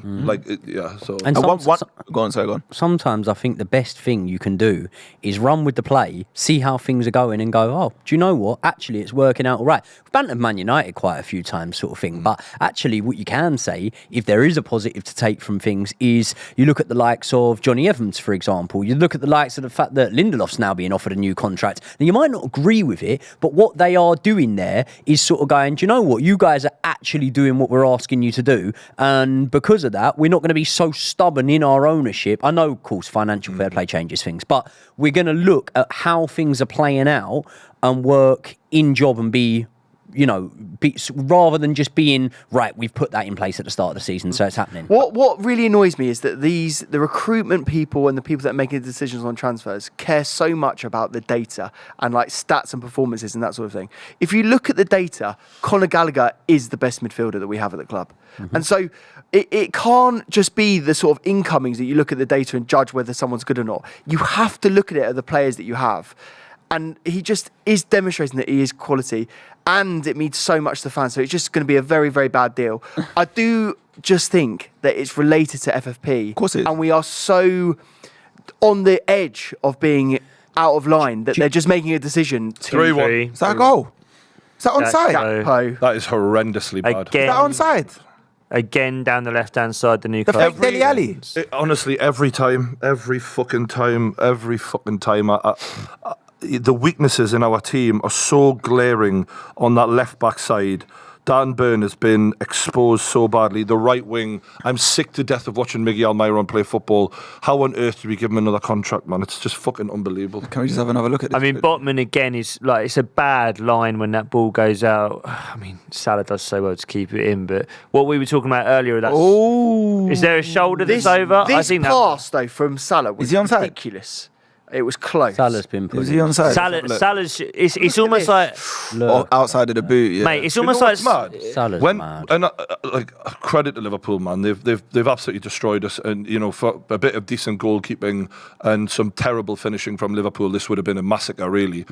But I'm watching Liverpool, and they struggle so much. You know how Arsenal have been struggling. They struggle a lot to really click on that final third. And the one who does it is Mo Salah every time. When Mo Salah leaves at the end of this season, we're all off the hook, lads. Seriously. This lot, because he is so integral to them. It's unbelievable. It's like he saw Pep say that De Bruyne's back next week, and he went, right, before I go back to Africa, I need to show everyone I'm the best player in this league. Before I go to that Cup of Nations, I need to show that I'm the best player in this league. He's gone supernova. Is he the best player in the league, though? Right now? Yeah, right now. While there's still questions about De Bruyne and Haaland, yeah. I love De Bruyne. He's my favourite footballer in Europe to watch. But he's not fit. Right Salah's now, mate. What Salah's done in this game. Yeah, Mo Salah's the best player in the league for me. Goal 3-1. I wouldn't. Game enough. over. But Why, who do you reckon? No. He's the best. I'm just saying I wouldn't swap him for Son though, but I wouldn't though. I actually wouldn't. No, I wouldn't. Come on. No, but that's No, I just said Salah's better. Yeah. That's because Son. But I wouldn't. Come on. You're would always swap. going to have the I bias wouldn't. towards your own I player. actually Mate, wouldn't. no, I get it. I like watching him play. I like how Son's style of play. I like Okay, it. so if you didn't have a horse in the race, if a Man United fan's picking Son or Salah, I'm picking Salah. But Pick- I wouldn't swap oh well, Son yeah, right of course, now. yeah, but got an I'm not going to affinity. swap Salah for Yeah. Conor Gallagher. But that's Yeah, just you that's would. just tribalism. I Listen, wouldn't. Wait, I wouldn't swap Eddie Listen, and I've had Nketiah them for both. Salah. Do you know what I mean? Speaking of Conor Gallagher, could I just make a plea down the camera for Concon to come? Concon. Con. Those luscious locks. What the fuck is Con? See those luscious locks? Bring them to the best stadium in Europe. He's not going to come just because you called him Hold on, Concon. Listen, you could be in a title challenge, potentially Champions League next year. You could be bossing it under an exciting new manager like Ange Postecoglou, not the old guard like Pochettino. Come on. Come over here, Yeah, man. and let me He finish said how this. much he Let loves me Poch. finish this as Come well. over here, Craig, man. Craig, does he make it into your best midfield? Concon, Or would he be a squad player? Yeah, you're going to start games. Is Concon Would he going to start start? games? Is Concon going to start? Potentially. But just come over here, man. The future's bright. The future's bright. Brian, you know we were talking earlier about the spot the dope. It's Dan Burn, isn't it, today? To be honest, I feel a little bit sorry for Dan Burn. I feel sorry for him as well, mate. Do you know why? Because, all right, yeah, it's getting horrendous for him. But before Corner the in. game, Head Oh, did Dan Burn? I thought it was Dan Burn for a minute. come on. Imagine if it was that. What we're seeing, right, with Liverpool, though, Bum time. The dope. how often have we actually attacked this lot? It's been very rare. And guess what? Every time we go forward, them lot have got a glass jaw, as we said earlier on. They're the Amir Khan. They're amazing on the attack. Makhmadov. But we can fucking put them on their arse at any point. It's if you're a Liverpool fan, you're watching this and you must be thinking, if we're serious about winning this title, every single time a team attacks us, we shouldn't be going to shit like this. And thank fuck they are, because we're actually still in this game somehow. We should be out. They should be out of sight from us right now. You'll have 15 more minutes, by the way. There's going to be plenty of Oh, extra time. no, because Jurgen Klopp has been in the ear of that bastard. I'm sure, magically, that we won't get the 15 fucking minutes that these lot would get. Brian, you need to win the game. So what you've done is you've taken off Joel Linton and you put on Lascelles. Can you hold on. explain that? No. Look who else they've put on. And Lewis Hull. They've got Lewis Hall on. He's come to rock up and win it. Burn is off for Lascelles, which is a like-for-like replacement, really. And Hall is on for Joe Linton because Joe Linton is basically ready to be sent off. Fair enough. I mean, the guy looks like he's in World War II, to be honest. He's covered in mud from head to toe. Right, everyone put 50 quid on Lascelles to score in the last minute because that's Do you know what it is, though? Game on. I said I wanted a last-minute something, so an equaliser. Mate. Honestly, there'd be nothing that make me happier than seeing that Miggy fucking Klopp Almiron. smile. Miggy Almiron. Honestly. Slap 10 minutes on the injury. Yeah. If well. we're being fair, there should be plenty of injury time, but I bet you because it's Anfield, they'll get off. There was a bit of a VAR check on the Gakpo goal. That took time. You got to go for it though. Mate. I mean, Smash you was losing by 2 goals about 5 minutes ago, so it don't really matter if you end up losing by 2 fuck goals. it. You got to go Fuck for it. Absolutely. Let's go for it. Come on, Longstaff. He's another one. He's just not pulling his fucking weight. Look at the state of that. Jogging. Come on. What's going on there? Cool. Bruno well is done. relaxed. Mate, get when rid of he's on the Longstaff. ball. Longstaff should be the first out. I can't be bearing this anymore. 100. You won't have the Geordie heart of the team. I know, Brian. but mate, I'd rather have good players. When was the last But there you go. Liverpool played, by the way? Conor Gallagher. Con's gone to Beyonce Stadium. When was the last time Liverpool played before this? Was it like a week ago? They've played since Go the on. Arsenal Go game, on. I think. Send him. So when was that? Like 6 days ago or something? When was that? I'll tell you. Isaac's big. They've had man. a lot of rest, Mate. is basically what I'm saying. Isak is They played class, on man. Boxing Day. That was last week, Tuesday. Here they go. They're through. Yeah. They're in. It could be Oh, 4. no. oh, Sat him he's down. Get up, He man. dived. That's the yellow no card. way. Get up. Penalty. Is that penalty? Nah. No, he's booking him. Has he booked Is him? he? Why would you run round the keeper and then dive? Yeah, no, it's a penalty. It's a He's penalty. given the penalty. What? That was the slowest dive I've ever seen in my life. It was so delayed. Yeah. Why was it so delayed? don't know. Because Weird. if it's delayed, it's always a dive. You don't wait to go down if you've actually been. It's because it took him a bit of a minute to realise he's overrun it. Oh, that was an accident. Fuck off. Oh, no. That's never a never pen. a penalty. That is never a pen. Chat, is that a penalty? Let us know. We'll do a poll. That is not a Mate, he's still up He's here. fucking walking. His leg in. Where's the That's not sniper? a With No Jurgen way. Klopp in the ear of the referee, or them getting given. Listen, I tell you what, this is That is no unreal. way. That's not a He's pen. where's the sniper? It's taken 10 minutes. If there was contact made, 10 he took minutes. 3 steps after. Yeah. If there was Let's count it. Let's count it. Wait, Wait, one. It's the elbow. Wait. Elbow. It's the elbow. Contact. One, One, two, two. Oh my God! you can't If he gives the two-step. penalty for this, Jota, that is. you have to be shit. But he has to go and watch it. Surely he has Oh to get my called God. over to watch it. Oh my God! We'll have 10 minutes on the If VAR. Jurgen for Klopp this. ever complains to anything again, I've had enough, man. I can't believe this. He's No one way. dirty bastard as well, Jota, for Oh, doing mate, that, man. you That's little horrible. prick. You That is horrible. Cheating little cheat. Absolute diving He prick. deserves a yellow card. Cheat. He's given the pen. Cheat. What? Cheat. What? He has to You look at that. fucking cheating How prick. is he not looking at that? Honestly. That's a joke. What the fuck is the Mate, system? What in mate, the chat mate, saying? They think it's a pen? It's a We're joke. getting the poll now. That's not. I don't care what anyone Mate, if says. 1% of That this is not chat, a pen. if 1%, 70% no.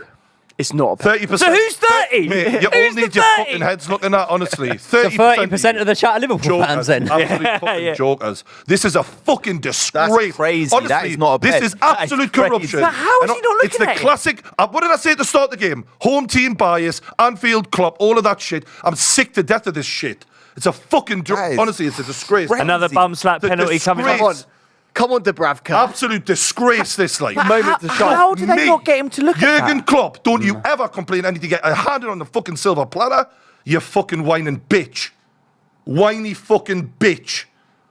Honestly, sick of this. Like Salah steps up. absolute joke. Slot sit, absolute bottom left. corruption. Fucking corruption. You fucking cheating scum. This referee is a cheating piece of shit. From the get-go, he's been giving them stuff. How Jurgen Klopp can ever complain again? Cheat. Absolute cheat. Jota is a diving cheat. We've had a season of bad decisions. Cheat. That's Of the bad one. Is that the worst? Is that like? I mean, I mean, the VAR Nah, chat there's been was some- pretty bad, wasn't it? Where they got it wrong. Yeah. That was pretty bad. Cheat. You the sure? guy got shot by a sniper. The guy was walking along and fell over. This is why you've always got to I've go never down. seen a player run round a keeper before and then dive. Yeah. Do you know what? That is I insane. don't want to hear another fucking like complaint from Jurgen Klopp again. You've literally been gifted things. You absolute you complain. You've got a cheek to complain. Everything is gifted to you at Anfield. Joke, man. Absolute joke. Absolute joke. So what have we just witnessed? Like, Mate, what have we've we just witnessed? is daylight fucking robbery. This is a absolute disgrace. I got to say, I've a lot of people don't like Liverpool and their fans. I've never had a problem with them. I've always rather they'd win a title than Manchester City because of the financial doping. I got to be honest, man. I don't want to see this Liverpool team win a title with decisions like that going their way. That's Mate, nuts. it's been from the kick-off, man. From the start of the game, everything that was... They've had so many soft things go their way. This is unbelievable. Even the penalty, both penalties were bullshit. The other one was both bollocks fucking as well. penalties were bullshit. Such a disgrace, man.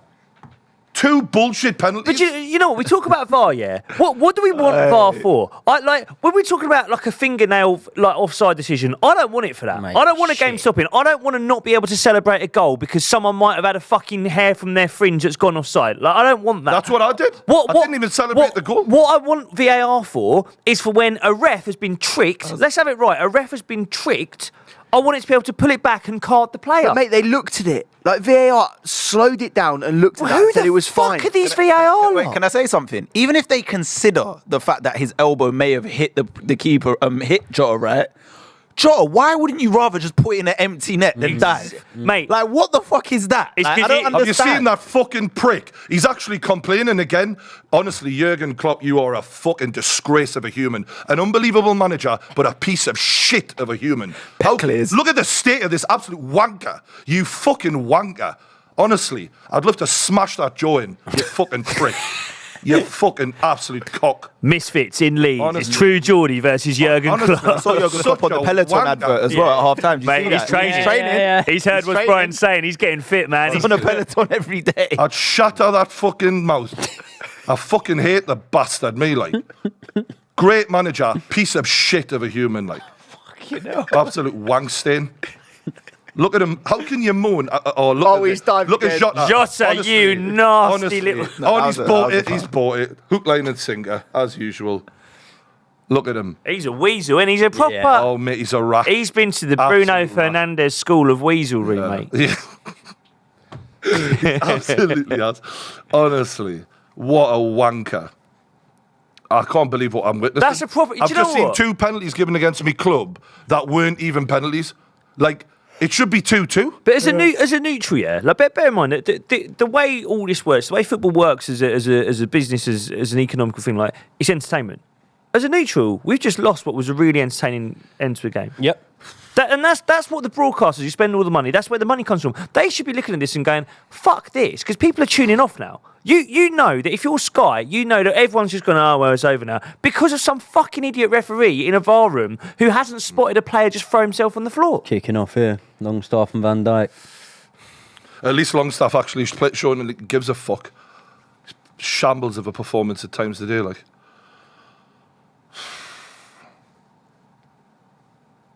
This referee, man, he really should hang his head in shame for this. The standard of refereeing here, it's actually unbelievably poor. Like, I never thought with all the technology and the advancements in the game that we would see this level of robbery committed on a team. Like, I thought like Liverpool have been the best team by a mile. No complaints. They've absolutely battered with. But the bottom line is, you shouldn't get gifted penalties like this.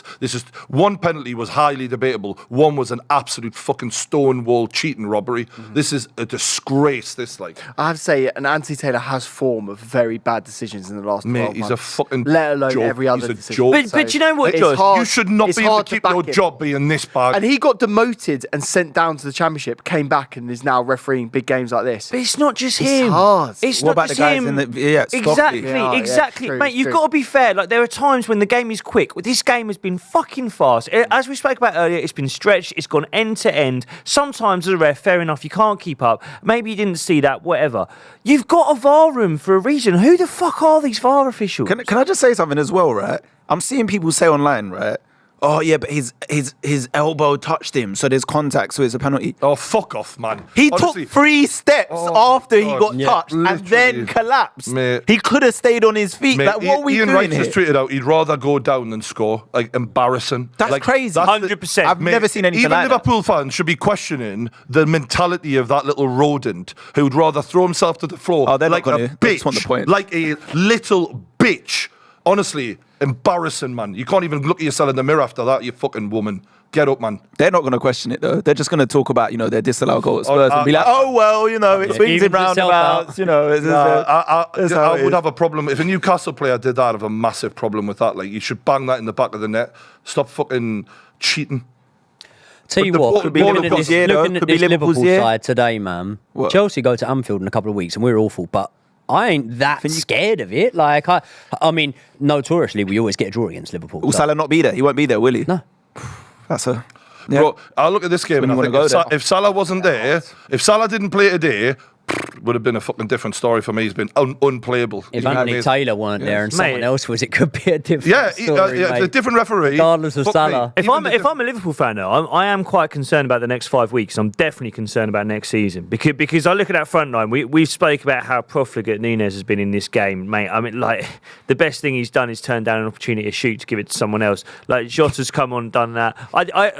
You've rated Diaz today, haven't you? Yeah, it was I alright. like Diaz, though. I like him a lot, but mate, He's not Mane, but... you take Salah out that front line. There's nowhere near enough quality. You know, the only thing I would say, there has been times with Liverpool, for example, when they sold Coutinho, when we were having this sort of conversation. I'm not saying Coutinho had done a smudge on what Salah has done for Liverpool, but I remember a time thinking, whoa, when you take Coutinho out of there, and then they went and won league. So They reinvest well, don't they? They do reinvest well. But Coutinho's not Salah, boy.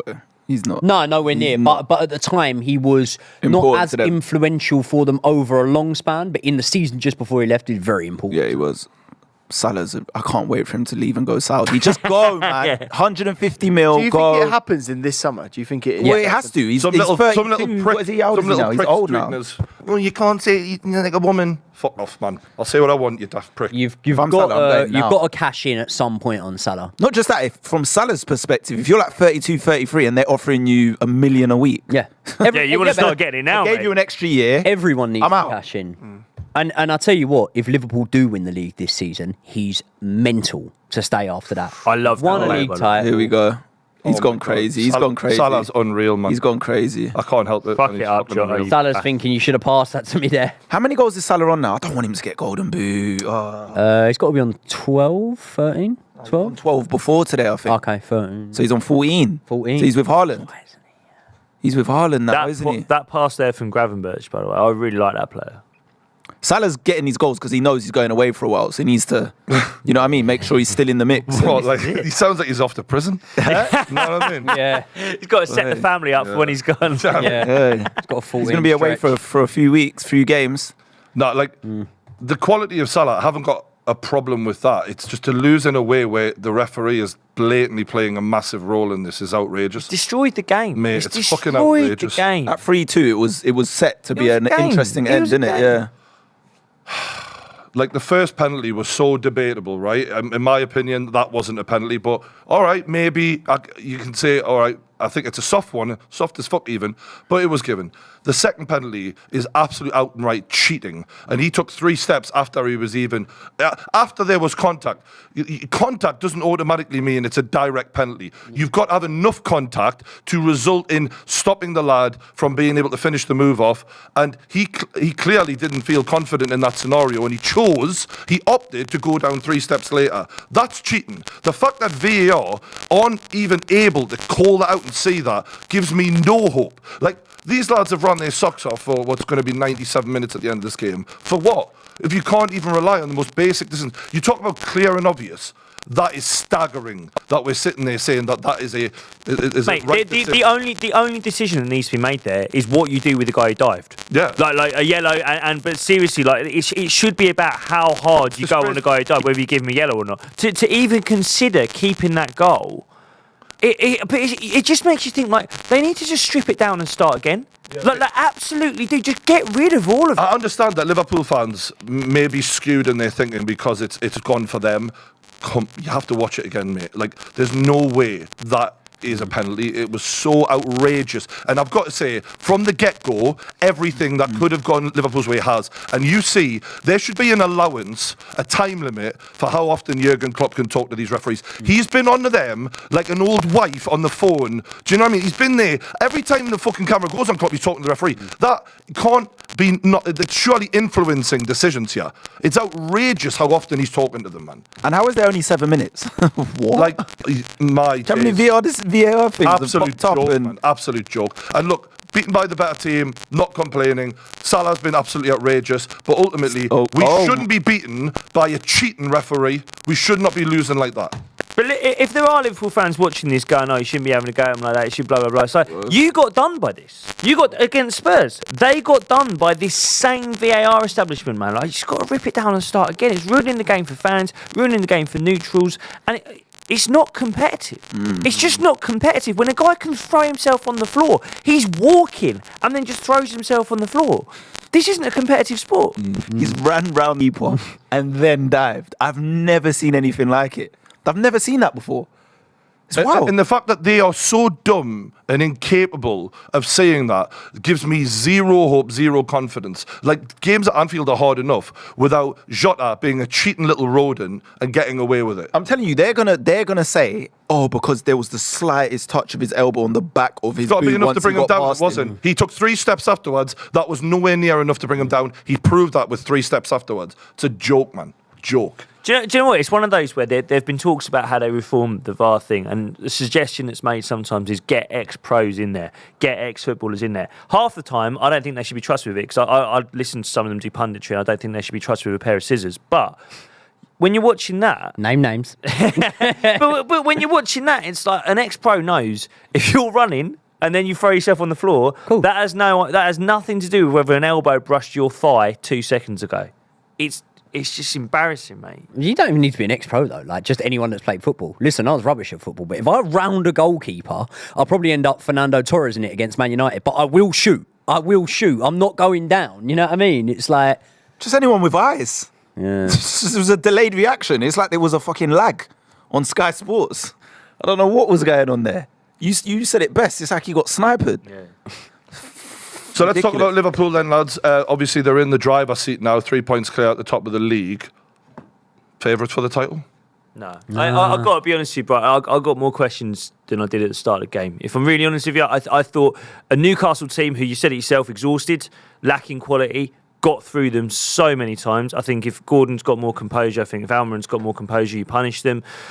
And I look at that forward line, all the quality is in one man's boots, and he's off to the African Cup of Nations soon. I don't know. I thought Curtis Jones was brilliant. And for me, he's one of their best midfielders. Szoboszlai and Endo, Diaz, good. Nunez, Jesus Christ. He's missed so many two chances. centre-backs this season as a whole, maybe not this game in particular, but this season as a whole, look like they're a lot better than they were last season there. Yeah, the centre-backs are great. The goalkeeper's the best that's ever played the game for me. The way that they play leaves them open. I think Trent's having his best season in a while. I don't know, man. I just like we're talking about Anfield as well. I think any team who faces this Liverpool team will fancy themselves to score goals. The question is going to be, can you stop them scoring? While Salah's in that front line, probably not. If it's Nunez, Diaz, and Gakpo, I think you can have a go at them, man. I really do. And do you know what fixtures they got coming up, Josh? I'll pull them up, yeah. Well, this is what I'm saying. One of the fixtures they have got coming up is Chelsea. And I'm watching that game tonight and I'm thinking, mate, I'm not that fit. Like, I can honestly say, when we're talking about title rivals, right? I can honestly say, being Chelsea at the moment, whether we drew with Arsenal earlier in the season, I'm not saying I fancy us to go and get a result with the Emirates. I'm not going to say I fancy us to go and get a result with the Etihad, even though we've drawn with them.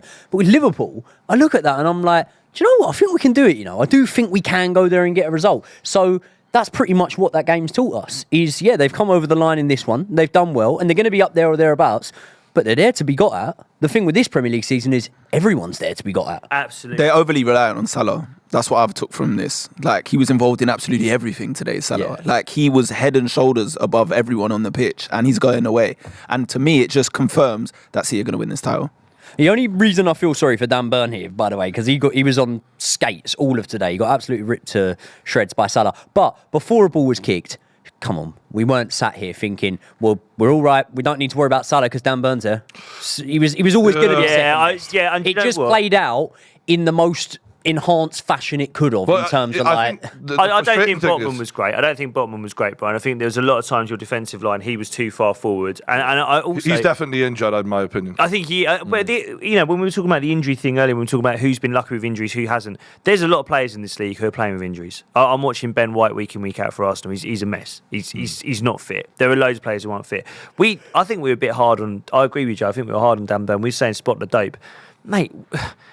When you've got Mo Salah in your team, it doesn't matter who your left back is. They're the dope that day because he's that good. He's the best player in the league. However, is there more of a mismatch in the league than a guy who's sloppy, clumsy, big, tall, and isn't that quick and out of position playing against Mo Salah? It was a match made in hell. However, I thought the outcome would have been worse. We were really in the game, and if it wasn't for this cheating fucking dive by Jota, and even the debatable first penalty, for Christ's sake, we might have actually snatched something out of this game, and that's where I'm left more frustrated. Look, I've got to give credit. I know I hate Jurgen Klopp, but the guy motivates those bastards to the bitter end, and he is a world-class manager, and right now, we're seeing Arsenal slip up a little bit, and some of the things we started around this table earlier on the season of Klopp's been there and done it before, and I am getting that feeling in the way Liverpool are so determined in these games. And even though that the cheating happened, they were willing the ball into the back of the net. There, it was almost, we couldn't stop them. It just felt like it was inevitable, and the amount of chances they missed, that is a big worry for them. But I am impressed with Liverpool, and I do take back what I said at the start of the season. I didn't think that they were going to be able to put it together the way they have so quickly in rebuilding that midfield. It was a hell of a performance from them. I just wish it didn't have to be in the way it was. Liverpool on 45 points now. Am I right to say, last season, didn't Arsenal make it the second team ever, only the second team, to amass that amount of points by the 20-game mark? So I think Arsenal at 20-game mark last season were on 50 points, weren't they? Yeah, we were. So 5 points ahead of where Liverpool are now. So it's not inconceivable at all to think that Liverpool haven't run away with this at all, because they haven't. No, they haven't at all. They haven't at all. City got a game in hand. Got a game in hand. If they win a game in hand, 2 points behind, and they ain't even clicked. This is what I'm telling you. Yeah. None of these other teams, Arsenal have had their slip up now. We've seen it. Villa are on a good run of form, but I just don't know how long they can keep it up. Liverpool have not convinced me today. Although they've only lost one game this season. That's one thing we can't That's say. why it doesn't convince me, because I feel like losses are on the horizon at some point. I mean, if you look at their games coming up, so obviously they got the FA Cup against Arsenal, then you got the Carabao Cup semi-final against Fulham. In the Premier League, they got Bournemouth away, Tough. Fulham away, Tough. Chelsea at home, Arsenal away, Burnley at home, Brentford away. Josh, After those 4 games, we'll know the first 4 So the African Cup of Nations finishes on the 11th of February. So Salah could be missing for the Emirates. If Salah gets through to the final, he would be missing for the Emirates. Fuck yes. There you go. I'm watching them now. We can. Oh yeah, mate. I'm going to order an Egypt top right now, right? Seriously, mate. I'm looking as you are as a Chelsea fan. I'm looking at them and going, I'll have a go. I have to say, I know how important Salah is to them, but I just feel they have a way of grinding out results in a way that a champion-winning team does. Mm-hmm. They get those results when you don't expect them to do it. They do it by hook or by crook, and that is the sort of the definition of champions. I have to say, that's why if they do that though without Salah, like if they don't slip without Salah, I'll be shocked, because he is magnificent, man. He's just unplayable. But it's what I was talking about earlier in terms of how you win leagues is world-class attacking talent. Like Salah was the difference today.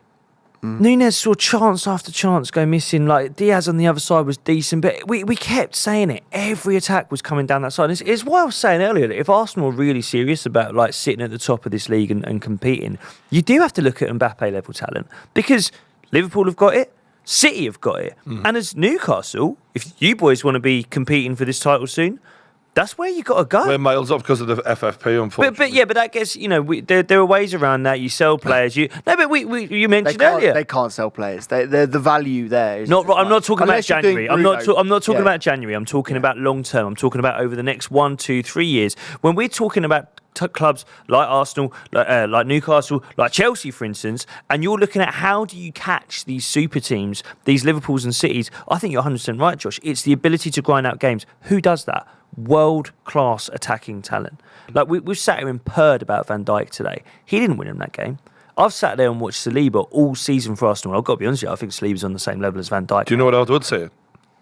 I fancy Isak against Van Dijk every fucking time he plays against him, because every single time Isak has played against Van Dijk, he scored a minimum of 1 goal.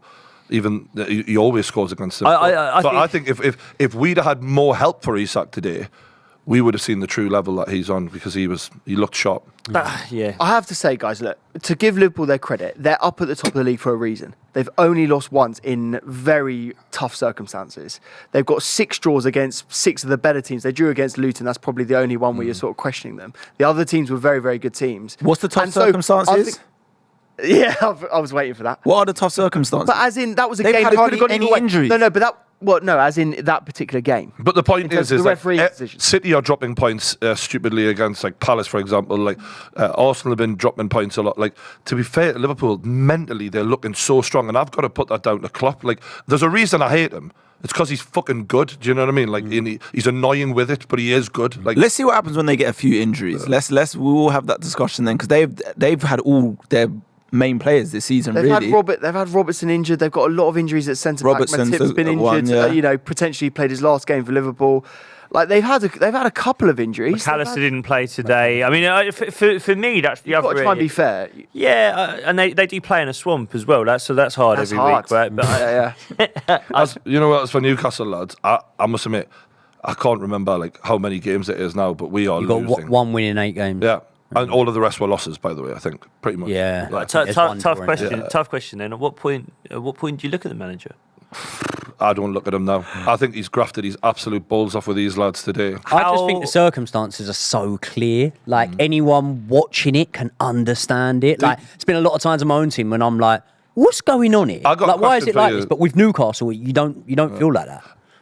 Could any manager have achieved more today than what Eddie Howe did with them? I doubt it. Okay, well, I mean, I'm going to play big time devil's advocate here, to the point where I'm not even sure if I believe what I'm about to say. Fair play.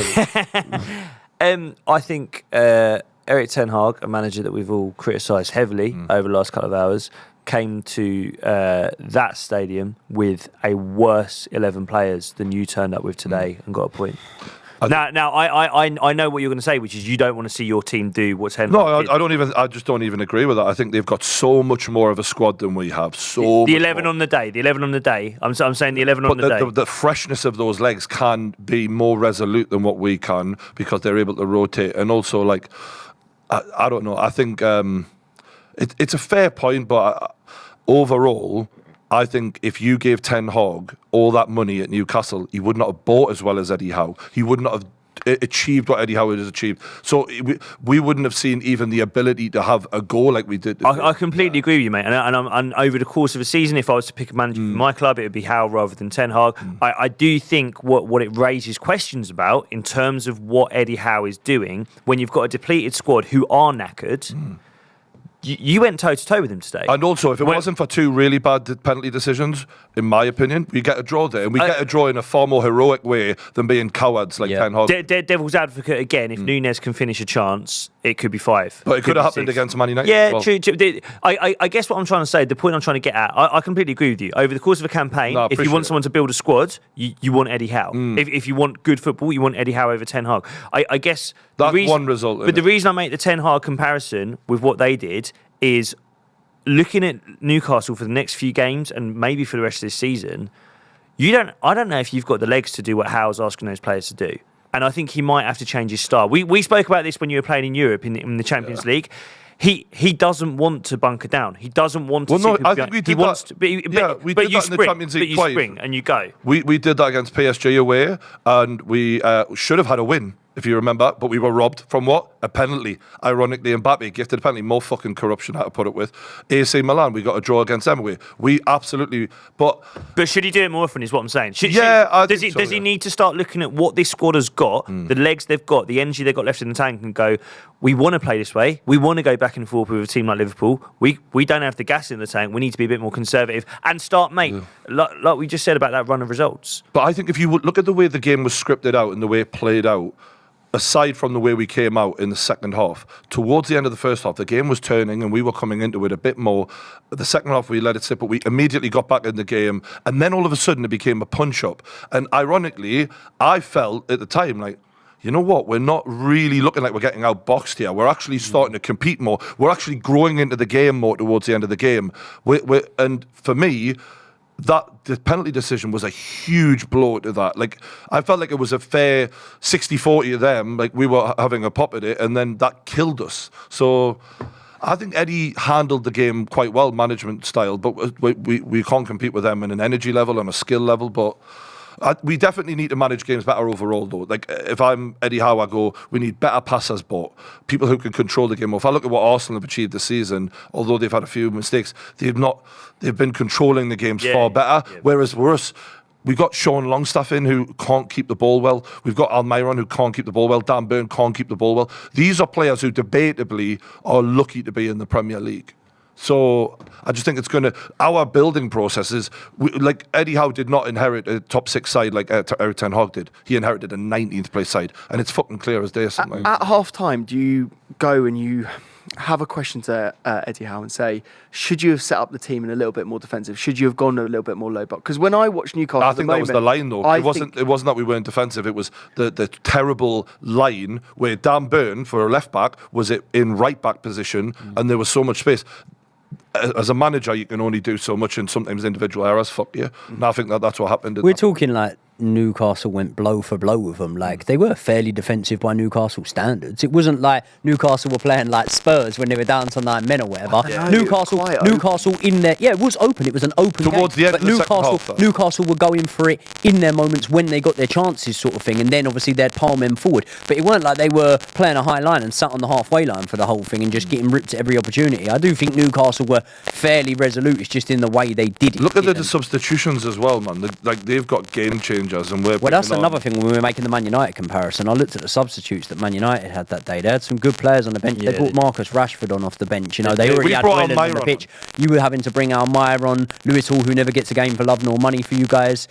Lascelles, there's a lot of contributing factors, I reckon. Right, we're going to wrap it up there, lads. Big thank you. We will be back next weekend for Man United Spurs. I can't remember if it's Old Trafford or Spurs. It'll be at Old Trafford because the first one was at. Looking forward to that one. We'll see you then. Catch you later. Cheers.